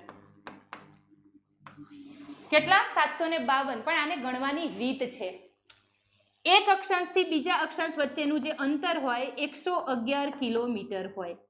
આ ઇન્દિરા પોઈન્ટ 6 ડિગ્રી અને 4 મિનિટે છે, પણ એ થોડો ડૂબી ગયો છે, એટલે એને છે ને તમે 6.7 or 8 કરીને 111 કરો ને એટલે તમને આંકડો મળે 752 ની આસપાસ. પણ હાલ ગોખી મારજો, ક્લાસ 3 વાળા છે એટલે બહુ માથાકૂટમાં નથી પડવું. બંને વચ્ચેનું ડિસ્ટન્સ કેટલું? તમને શું પૂછે? વિષુવવૃત્તથી શેનું ડિસ્ટન્સ પૂછશે? ગ્રેટ નિકોબાર અથવા ઇન્દિરા પોઈન્ટ, તો કેટલું છે? 752 કિલોમીટર. અને માની લો તમને એવું ડિસ્ટન્સ પૂછે કે વિષુવવૃત્તથી લઈને કન્યાકુમારી, તો આપણે સિમ્પલી શું કરવાનું છે? 8.4 ગુણ્યા 111 કરવાના છે, તમને આન્સર મળી જશે. બરોબર? ડન છે? આ સમજાઈ ગયું? બંને છેડા જોઈ લીધા, જિલ્લા ફિલ્લા એની વાતો કરી લીધી. હવે આપણે પૂર્વ અને પશ્ચિમના છેડા જોઈ લઈએ. જિલ્લા સુધી આપણે યાદ રાખવાનું છે. ભાઈ પશ્ચિમનો છેડો એને આપણે કહીએ છીએ સિરક્રીક. પણ મિત્રો તમને સિરક્રીક ના આપ્યું હોય ને તો તમને ગુહાર મોતી આપ્યું હશે. ગુહાર મોતી. આ ગુહાર મોતીને ગોર માતા પણ કહેવાય છે. આ સિરક્રીકનું જૂનું નામ બાણગંગા છે. હવે અહીંયા ધ્યાનથી જુઓ, આ બંને અલગ છે. સિરક્રીક એક દરિયાનો ભાગ છે, એક નાની એવી ખાડીનો વિસ્તાર છે, એટલે પાણીનો ભાગ હોવાથી આ લોકો એને મોસ્ટલી હવે એક્ઝામમાં આ રીતે નથી પૂછતા, સેટલમેન્ટ પૂછે છે. કારણ કે આપણે ઇન્દિરા પોઈન્ટ ને બધું જોયું, એ શું હતું? સેટલમેન્ટ, એક જગ્યા હતી. તો જગ્યાની દ્રષ્ટિએ પૂછે તો ઓપ્શનમાં શું આપ્યું હશે? ગુહાર મોતી, ગોર માતા, નાનો એવો કસ્બો છે, બરોબર, ગામડું છે નાનું એવું. મોસ્ટલી કચ્છના લોકોને નથી ખબર હોતી, પણ યુપીએસસી વાળાઓ પૂછે છે અને પૂછાઈ ગયેલું છે, એટલે આપણે ઠીક છે યાદ રાખી લઈશું. બરોબર? ગુજરાત રાજ્ય, કચ્છ જિલ્લો, છેલ્લો છેડો સિરક્રીક. સિરક્રીકનું જૂનું નામ બાણગંગા. પણ ઓપ્શનમાં સિરક્રીક કે બાણગંગા નથી દેખાતું, તો શું હશે? ગુહાર મોતી હશે. ક્લિયર? હવે સિરક્રીક છે શું એની થોડી વાત કરીએ. સિરક્રીક અહીંયા એક પાણીમાં આવેલો, કચ્છના અખાતમાં આવેલો નાનો એવો ચેનલ જેવો ભરતી ઓટનો વિસ્તાર છે. ટોટલ આ ક્રીક છે 96 કિલોમીટર, અને જેના પર પાકિસ્તાન ક્લેમ કરે છે. આપણા ભારત અને પાકિસ્તાન વચ્ચે ડિસ્પ્યુટ ચાલે છે. આનો 22 કિલોમીટરનો વિસ્તાર શેનો? સિરક્રીકનો 22 કિલોમીટરનો વિસ્તાર હરામી નાળા તરીકે ઓળખાય છે. કયું નાળું? હરામી નાળું. કેમ ભાઈ? સૌથી વધારે ભરતીઓટથી પ્રભાવિત, અને એ જગ્યા ઉપર ભરતીઓટના કારણે ઘૂસણખોરી પાકિસ્તાનમાંથી બહુ જ થાય છે, એટલા માટે એને હરામી નાળું કહેવાય છે. Okay, clear? પશ્ચિમતમ બિંદુ આપણે વાર્તા પતાવી દીધી. હવે આપણે વાત કરીએ અહીંયા પૂર્વોત્તમ, પૂર્વનું છેલ્લું. તો ભાઈ છે કિબીથુ, અને કિબીથુ નહીં પૂછાય તો આપેલું હશે વાલાંગુ. મિત્રો આ બંને અલગ જગ્યા છે, પણ એક રેખાંશ પર છે. અહીંયા કિબીથુ છે, અહીંયા વાલાંગુ છે. કયા રાજ્યમાં? અરુણાચલ પ્રદેશમાં. અને કયા જિલ્લામાં? અંજાવ ડિસ્ટ્રિક્ટમાં. અંજાવ. ધ્યાનમાં રાખજો, પૂર્વોત્તર બિંદુ કાં તો કિબીથુ ઓપ્શનમાં હશે કાં તો વાલાંગુ હશે. બે પૂછાય કોઈ એક કરીને આવવાનું, બરોબર? કારણ કે બંને એક જ રેખાંશ પર છે, એટલે બંને આમ અંતિમ જ ગણાય. રાજ્ય કયું? અરુણાચલ. અને જિલ્લો કયો? અંજાવ. તો આ ચાર કયા હતા આપણા?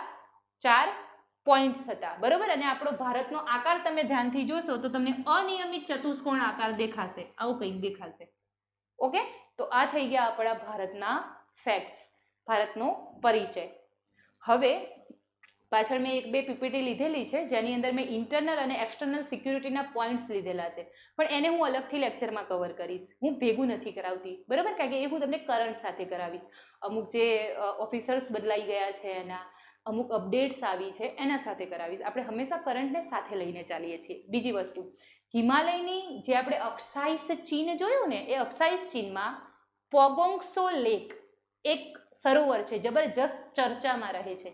એ બધું હું તમને સાથે સાથે કરાવી દઈશ. કરંટ ધીમે ધીમે સાથે કનેક્ટ કરાવીને જઈશ. ચલો, ક્લિયર? એપ્લિકેશન સાઇટથી મને થંબ આપી દો, અને અહીંયા ખ્યાલ આવ્યો હોય તો ફટાફટ થંબ આપી દો. ઓકે, ડન છે, ખ્યાલ આવી ગયો છે. હવે આપણે ચાલુ કરીએ છીએ ભારતનું ભૂપૃષ્ઠ. સૌથી પહેલા શબ્દ સમજીશું કે ભૂપૃષ્ઠ કોને કહેવાય. કોઈને ખ્યાલ હોય તો મને જવાબ આપો ભાઈ ભૂપૃષ્ઠ કોને કહેવાય? ચલો હું 1-2 મિનિટ થોડો રેસ્ટ લઉં છું, ત્યાં સુધી તમે મને આન્સર આપો.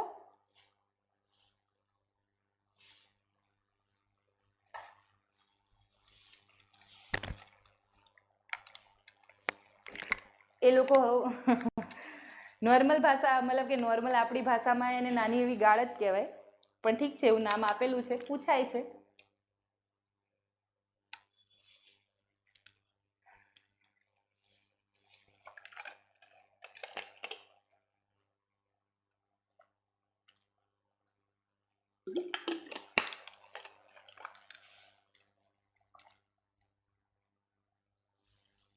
ઓકે મિત્રો, ભૂપૃષ્ઠ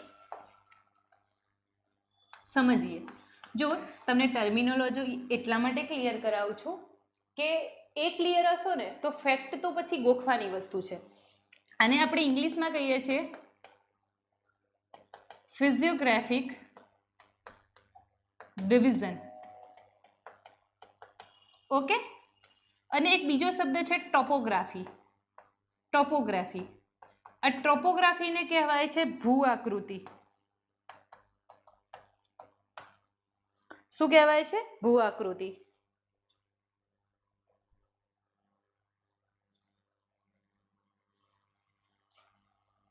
ઓકે, જો ભૂ આકૃતિ, પહેલા ભૂ આકૃતિ સમજીએ, ટોપોગ્રાફી સમજીએ. પૃથ્વી ઉપર કોઈ પણ આકાર, જેમ કે પહાડ, ઉચ્ચ પ્રદેશ, ખીણ, બરોબર, નાનો એવો ડુંગર થઈ ગયો, આ બધા ભૂમિ આકાર છે. જ્યારે કોઈ ભૂમિ આકાર વિશાળ ક્ષેત્રમાં ફેલાયેલો હોય તો એને શું કહેવાય? ભૂપૃષ્ઠ કહેવાય. ભારતની અંદર ખૂબ જ મોટું ક્ષેત્રફળ ધરાવતા 6 ભૂપૃષ્ઠ છે. કેટલા છે? 6 છે. અને એ 6 ને આપણે વ્યવસ્થિત ફેક્ટ ડેટા સાથે ભણવાના છે. Good afternoon. તો ભારતના 6 ભૂપૃષ્ઠ કયા કયા છે? એક આપણે હિમાલય. હવે હિમાલય જે છે ને એ આખું વિશાળ પર્વતોનું બધું મિક્સઅપ છે, પણ એ શું છે એ હું આગળ તમને પૂછું, એટલે હું અહીંયા લખીશ હિમાલય. પછી ઉત્તર ભારતના મેદાનો, આ બીજું ભૂપૃષ્ઠ. ઉત્તર ભારતના મેદાનો વિશાળ ક્ષેત્રમાં છે. રણ પ્રદેશ, સારું એવું ક્ષેત્રફળ રોકે છે, બરોબર. ગુજરાત છે, રાજસ્થાન છે, હરિયાણા છે. હવે પાછું તમને એમ થાય કે રણ એટલે રેતાળ. એવું નહીં ભાઈ, રણ એને કહેવાય કે સરેરાશ 25 સેન્ટીમીટરથી ઓછો વરસાદ પડતો હોય અને એ જગ્યા ડ્રાય થઈ જાય એટલે એને રણ કહેવાય. રણ ઠંડુ પણ હોય, લેહનું પણ રણ જ કહેવાય છે, બરોબર.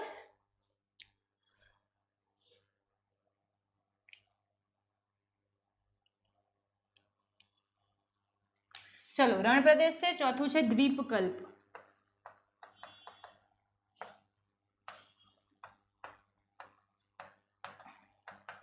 પાંચમું છે દરિયા કિનારાના મેદાનો. ભારત કેટલો દરિયો ધરાવે છે? 7000.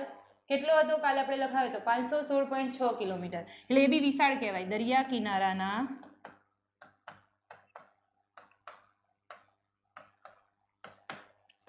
અને જે છઠ્ઠા નંબર ઉપર છે ટાપુ પ્રદેશો. બસ આટલા ભૂપૃષ્ઠ આપણે ભણવાના છે. નેક્સ્ટ લેક્ચરમાં આપણે આને પતાવી દઈશું, બરાબર. કારણ કે તમારે એકદમ ડેપ્થમાં એનાલિસિસ નથી.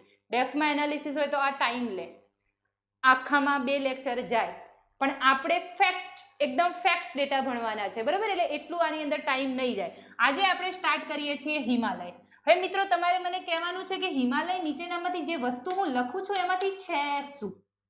હિમાલય એક પર્વત છે, એક શ્રેણી છે, શૃંખલા છે, કટક છે, પર્વત તંત્ર છે. શું છે આની અંદરથી?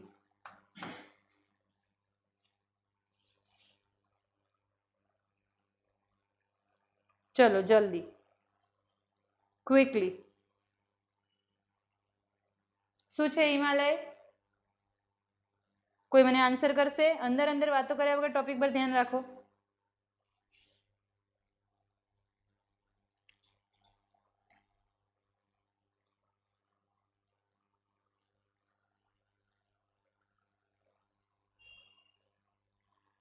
અને થોડી કષ્ટી આપો અને શેર કરો યાર.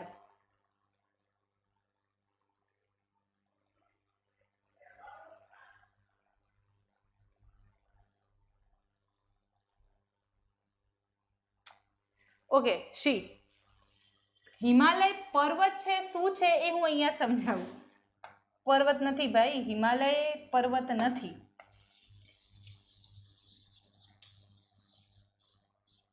સમજીએ આપણે. હું તમને જો આજે એકદમ સરસ ક્લિયર કરાવી દઉં કોને પર્વત કહેવાય, કોને પર્વત શ્રેણી કહેવાય, શૃંખલા કહેવાય, કટક કહેવાય, તંત્ર કહેવાય, વોટ.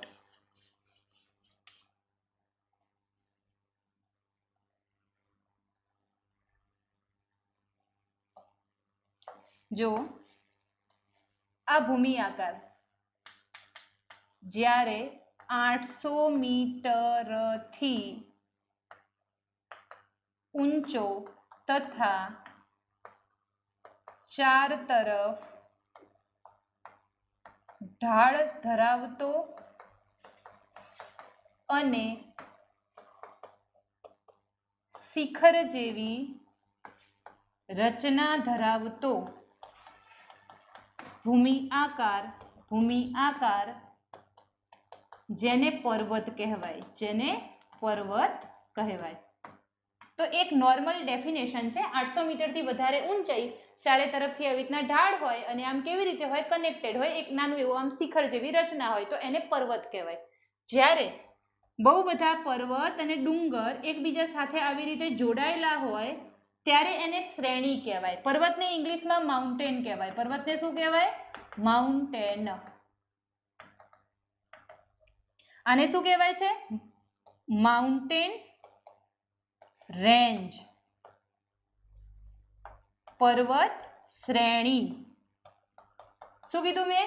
એક પર્વત એની સાથે બીજા પર્વત અથવા નાના ડુંગર, આ બધું એક સાથે આવી રીતે કનેક્ટેડ હોય, આડું આમ કનેક્ટેડ હોય, તો એને શું કહેવાય? પર્વત શ્રેણી. બહુ બધી પર્વત શ્રેણી એકબીજાને આવી રીતે સમાંતર હોય, ભલે પછી એકબીજાને ક્યાંક અડતી હોય, પણ આવી રીતે સમાંતર નીકળતી હોય તો એને કહેવાય પર્વત શૃંખલા. પર્વત શૃંખલા. Mountain chain. Mountain chain. Clear? Cuttack કોને કહેવાય? જે આ પર્વત શ્રેણી છે ને એના પર્વતો સાંકડા હોય તો એને પર્વત કટક કહેવાય. પર્વત કટકને ઇંગ્લિશમાં કહેવાય છે માઉન્ટેન રીજ.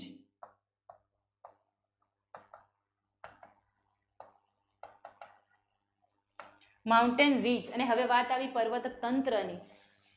બહુ બધા પર્વતો, શ્રેણી, શૃંખલા, ખીણ, આ બધું જ એક સમયગાળામાં, એટલે સમયગાળો એટલે નાનો નહીં હોય, કરોડો વર્ષનો હશે, કોઈ એક સમયગાળામાં કોઈ મોટી જગ્યામાં બન્યા છે તો એને પર્વત તંત્ર કહેવાય. હિમાલય એક પર્વત તંત્ર છે અને એને ઇંગ્લિશમાં કહેવાય માઉન્ટેન સિસ્ટમ.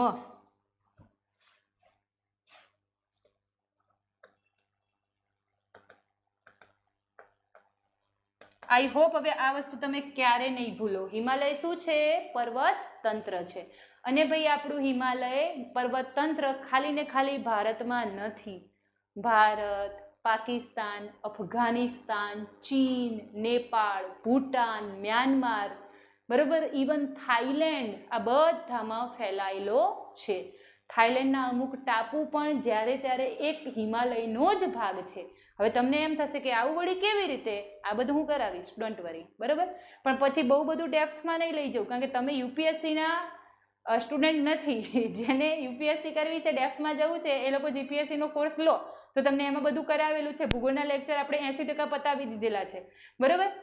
ઠીક છે, તમને રિલેવન્ટ આપીશ. જો મેઇન વસ્તુ શું છે, ભણાવી તો હું તમને ભૂગોળ 100 કલાકે ભણાવું, 200 એ ભણાવું એવું નથી. મારી જોડે તો ભંડાર છે ભૂગોળનો. પણ તમને જે કામનું છે એ જ આપીશ. મને લાગે છે કે મારે આ સમજાવવા જેવું છે, જેના કારણે તમે કનેક્ટ કરી શકશો, એ હું સમજાવીશ. ઓકે?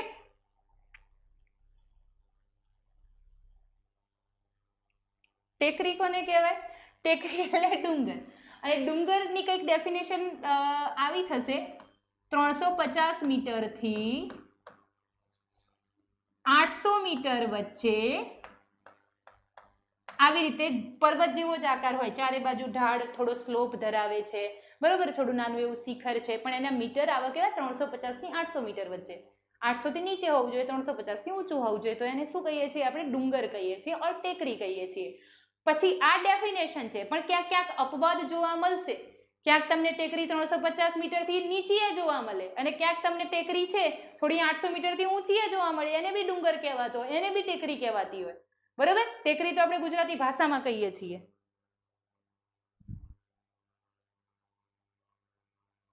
એક્ઝેક્ટલી જુઓ સર, જે તમે કહો છો ને ગેડ પર્વત, ખંડ પર્વત, હું કરાવીશ હજી.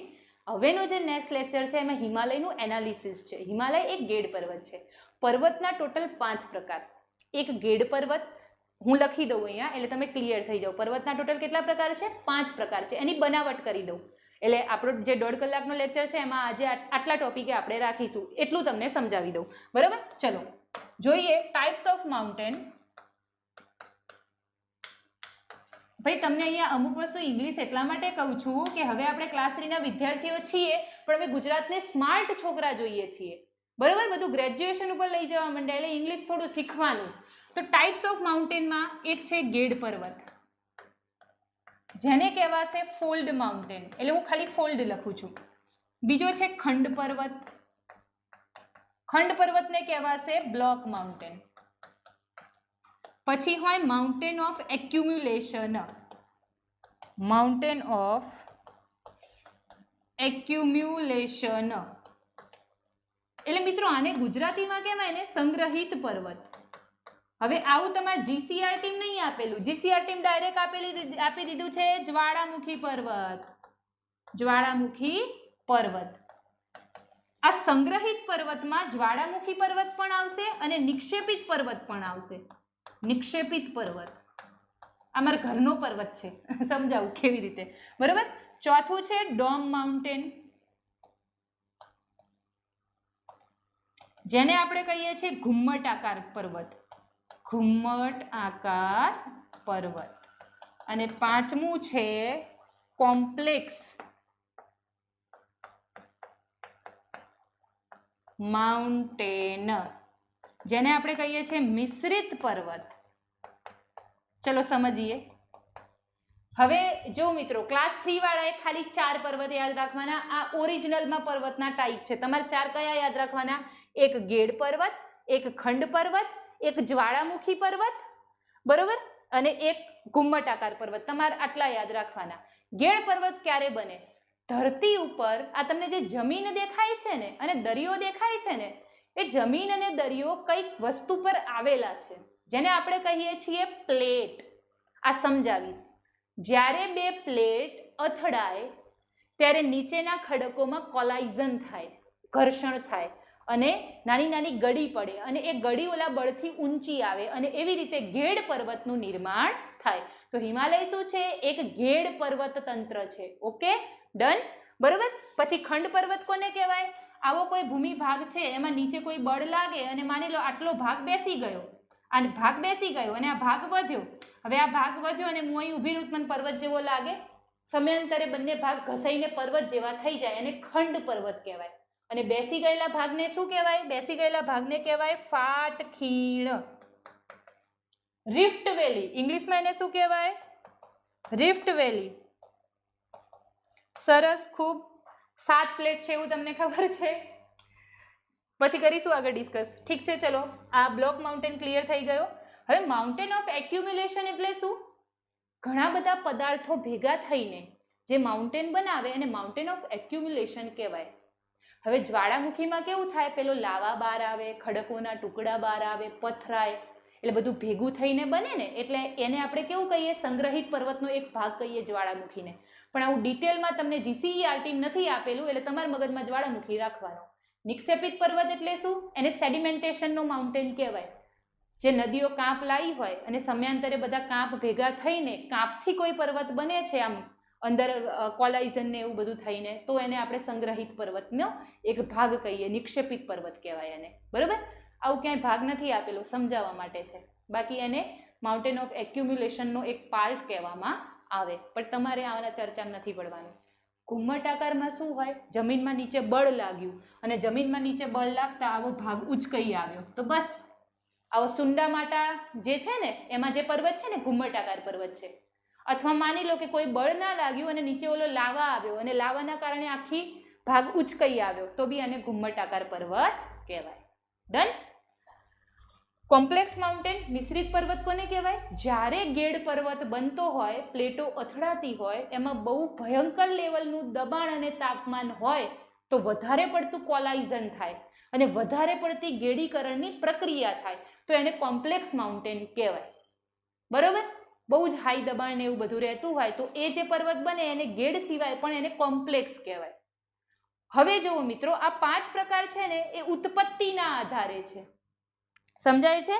એ ઉત્પત્તિના આધારે છે. પણ માની લો વર્ષો વીતી ગયા અને બાહ્ય બળના કારણે એ પર્વત બધા ઘસાઈ ગયા અને એનો જે ભાગ બચ્યો એને કેવો પર્વત કહેવાય? એને કહેવાય અવશિષ્ટ પર્વત અથવા શેષ પર્વત. તમને એમ થશે કે મેડમ ક્લાસ 3 માં આવું આવે? હા ભાઈ આવે. આ મેં કેમ સમજાવ્યું? હવે હું આગળ બધી પર્વત શ્રેણી સમજાવીશ ને. અરવલ્લી એટલે કહીશ કે ભાઈ આ ગેડ પર્વત છે પણ આ બહુ જૂનો છે એટલા માટે હાલમાં કેવો છે? અવશિષ્ટ. તમને એવો ક્વેશ્ચન પૂછાય અરવલ્લી હાલમાં કેવા પ્રકારનો પર્વત છે? તમને ઓપ્શનમાં ગેડે આપેલું હોય ને અવશિષ્ટે આપેલું હોય. એટલે ઉત્પત્તિના આધારે અરવલ્લી ગેડ છે પણ હાલ ઘસાઈ ગયો છે કારણ કે એ 57 કરોડ વર્ષ પહેલા બન્યો તો હાલમાં એ કેવો થયો? અવશિષ્ટ થયો. સમજાય છે આ વસ્તુ? બરોબર? ક્લિયર? તો જે આ બધા જે પર્વતો બન્યા ને આ 5 પ્રકાર એ ઉત્પત્તિના આધારે અથવા આંતરિક બળોના આધારે એને વહેંચવામાં આવે અને બાહ્ય બળ એટલે કે પેલું ઘસાય બહારથી એના આધારે જે પર્વત નાનો થઈ જાય એને શું કહેવાય? શેષ અથવા અવશિષ્ટ પર્વત. હવે નેક્સ્ટ ટાઈમ આપણે સ્ટાર્ટ કરીશું. બરોબર? ચલો આ સેશન અહીંયા રાખીએ છીએ. તલાટી અને જનરલ વાળી બેચ ચાલુ થઈ ગઈ છે. એડમિશન ઓપન છે. શરૂઆતના 100 સ્ટુડન્ટને આપણે 1500 રૂપિયામાં જ ખાલી લાઈવ લેક્ચર્સ આપીએ છીએ. અમારી ફેસિલિટી કહી દઉં, લાઈવ લેક્ચર છે. આ લાઈવ તમને રેકોર્ડિંગ રૂપે બી મળશે, પીડીએફનું મટીરિયલ બી મળશે, સમયાંતરે ગાઈડન્સ પણ મળશે. કેવી રીતે કોઈ એક્ઝામ તમારે પાસ કરવાની છે, બરોબર, એની રાઈટ સ્ટ્રેટેજી, પ્રામાણિક સ્ટ્રેટેજી. મારું બહુ સાથ છે ભાઈ. હું એટલો બધો સંઘર્ષ કરીને ઉપર આવેલી માણસ છું ને એટલે હું ક્યારેક કોઈ વ્યક્તિને ના ડૂબાડું. હું બહુ જ રિયલ કહીશ. ક્યારેક તમને વસ્તુ આમ એવું કડવી લાગશે કે આ શું બોલો છો પણ વાસ્તવિકતા હશે. બરોબર? મને તમને ધોળા દિવસે તારા દેખાડતા નથી આવતું. ધોળા દિવસે સૂરજ હોય, સૂરજ જ દેખાય ભાઈ. બરોબર? જે દેખાશે એ જ આપણે આપીએ છીએ. જે મારી પાસે છે એ હું આપવાની કોશિશ કરું છું પણ મારું એક ડ્રીમ છે કે ભાઈ આપણે ઓછી પ્રાઇઝની અંદર આપણે ગુજરાત કવર કરવું છે સારી ક્વોલિટી સાથે. બરોબર? તો એમાં તમારે મને હેલ્પ કરવાની છે. હિમાલય, યુરોપમાં, હા બરોબર. તમે જે લખ્યું ને ખંડ પર્વત, સાતપુડા, વિંધ્યાચલ, પણ મિત્ર હું તમને કહી દઉં કે વિંધ્યાચલ એક એક્યુમ્યુલેશન માઉન્ટેન છે, પછી એ ખંડ પર્વત બન્યો. કેવી રીતે એ આગળના લેક્ચરમાં હું કરાવીશ. બરોબર? જો તો ભાઈ આપણી બેચ છે, પહેલાં તો આપણી એપ્લિકેશન છે વિઝડમ પ્રો. ઓકે, મારું નામ છે વૈશાલીબા વાઘેલા. આ મારું પ્લેટફોર્મ છે. એના ઉપર આપણે ટ્રાય કરીએ છીએ સારી ફેકલ્ટીઝ તમને આપવાનું અને જેન્યુન નોલેજ આપવાનું કે જેનાથી તમે પાસ થાઓ. ઓકે, સ્ટોરમાં જઈને તમે જુઓ, એની અંદર તમને ઘણા બધા કોર્સીસ મળશે, બહુ રિઝનેબલ પ્રાઇસની અંદર છે. જુઓ, તમને યોગ્ય લાગે છે તો તમે જોઈન થાઓ. 5 ઓગસ્ટથી આપણે ફ્રી મોક ટેસ્ટ 5 આપવાના છીએ, જનરલ લેવલના, તલાટી લેવલના, ક્લાસ 3 લેવલના. તો તમે ફ્રીમાં આ પ્લેટફોર્મ ઉપર આવો અને બધા તમે એ સોલ્વ કરી શકો છો. બરોબર? અને સમયાંતરે આપણે બધું અહીંયા કંઈક નવું લાવવાની કોશિશ કરશું કે જેના કારણે તમને નોલેજ તમારું એન્હેન્સ થાય. ઓકે, હવે આ જે તલાટીના જે ડેમો છે એ ઓલમોસ્ટ એકાદ વીક સુધી ચાલશે, પછી બંધ થઈ જશે. ઓકે, કોઈ તમારો ક્વેશ્ચન હોય મિત્રો તો તમે અહીંયા પૂછી શકો છો. તમારે મારી ખાલી એક જ હેલ્પ કરવાની છે. અગર તમને આ પ્લેટફોર્મ જેન્યુન લાગે છે, બરોબર, તો તમે ગુજરાતના દરેક વિદ્યાર્થી સુધી આ પ્લેટફોર્મને પહોંચાડો. બસ તમારે મારું આટલું કામ કરવાનું છે. જો તમને લાગે છે કે ખરેખર હું પ્રામાણિક અને નીતિમત્તાવાળી છું અને ખરેખર હું ઓનેસ્ટલી કામ કરી રહી છું મારા પ્લેટફોર્મ માટે, બરોબર, આ એકચ્યુઅલી મારું નથી ભાઈ, તમારા બધાનું પ્લેટફોર્મ છે અને તમને કંઈક આમાંથી મળી રહ્યું છે તો તમે બીજાને બી હેલ્પ કરો. કારણ કે જેટલું મિત્રો તમે કોઈને હેલ્પ કરશો ને એટલું તમારી પાસે એ પાછું આવશે. હંમેશા આ લો ઓફ નેચર છે. તમે કુદરતને જેટલું આપો છો, કુદરત તમને એનું ડબલ કરીને પાછું આપે છે. બરોબર? મારો નેક્સ્ટ લેક્ચર પરમ દિવસે છે. કાલે આખા શેડ્યુલની અંદર મારો લેક્ચર નથી, પોલિટીનો લેક્ચર છે હેમંત સરનો, જે તમે યુટ્યુબ ઉપર જોઈ શકશો. બરોબર? બહુ એક્સ્ટ્રા ઓર્ડિનરી થિંગ્સ સર કરાવે છે, તમે એમનું બી લેક્ચર જોઈ શકો છો. યુપીએસસી ઓલરેડી ઇન્ટરવ્યૂ સુધી સર પહોંચેલા છે. ચલો કન્ટિન્યુ કરીશું. યુટ્યુબમાં હજી આનું થોડું એકાદો સેશન આપણે આપીશું, બાકી બધું તો આપણે એપ્લિકેશનમાં આપવાના છીએ. ઠીક છે. ફેકલ્ટીઝ મેં ઓલરેડી કહી દીધી છે, પ્લેટફોર્મમાં અલગ અલગ બધા વિડીયોઝ છે, તમે જોવો જઈને, અમુક ફ્રી કન્ટેન્ટ છે, તમને ખ્યાલ આવી જશે મિત્રો. ઓકે. અને થેન્ક યુ સો મચ કે જે લોકો પહેલેથી અત્યાર સુધી કનેક્ટેડ છે. અને હું છેલ્લી વખત જે મેં પહેલાં બોલી એ પણ હું કહું છું, ઇનરિલેવન્ટ કમેન્ટ તમે મારા જે પ્લેટફોર્મ ઉપર મારવાનું બંધ કરો, બરોબર? કારણ કે હું ગાંડી નથી. મેં તમને પહેલાં બી કીધું કે તમે ઘડીએ ઘડીએ કોઈ વ્યક્તિ થ્રુ જે કમેન્ટ મરાવો છો ને, આ પ્લેટફોર્મ પર ના થવું જોઈએ. બધું આવડે છે. ચલો થેન્ક યુ સો મચ. રજા લઉં છું. જય હિન્દ, જય ભારત.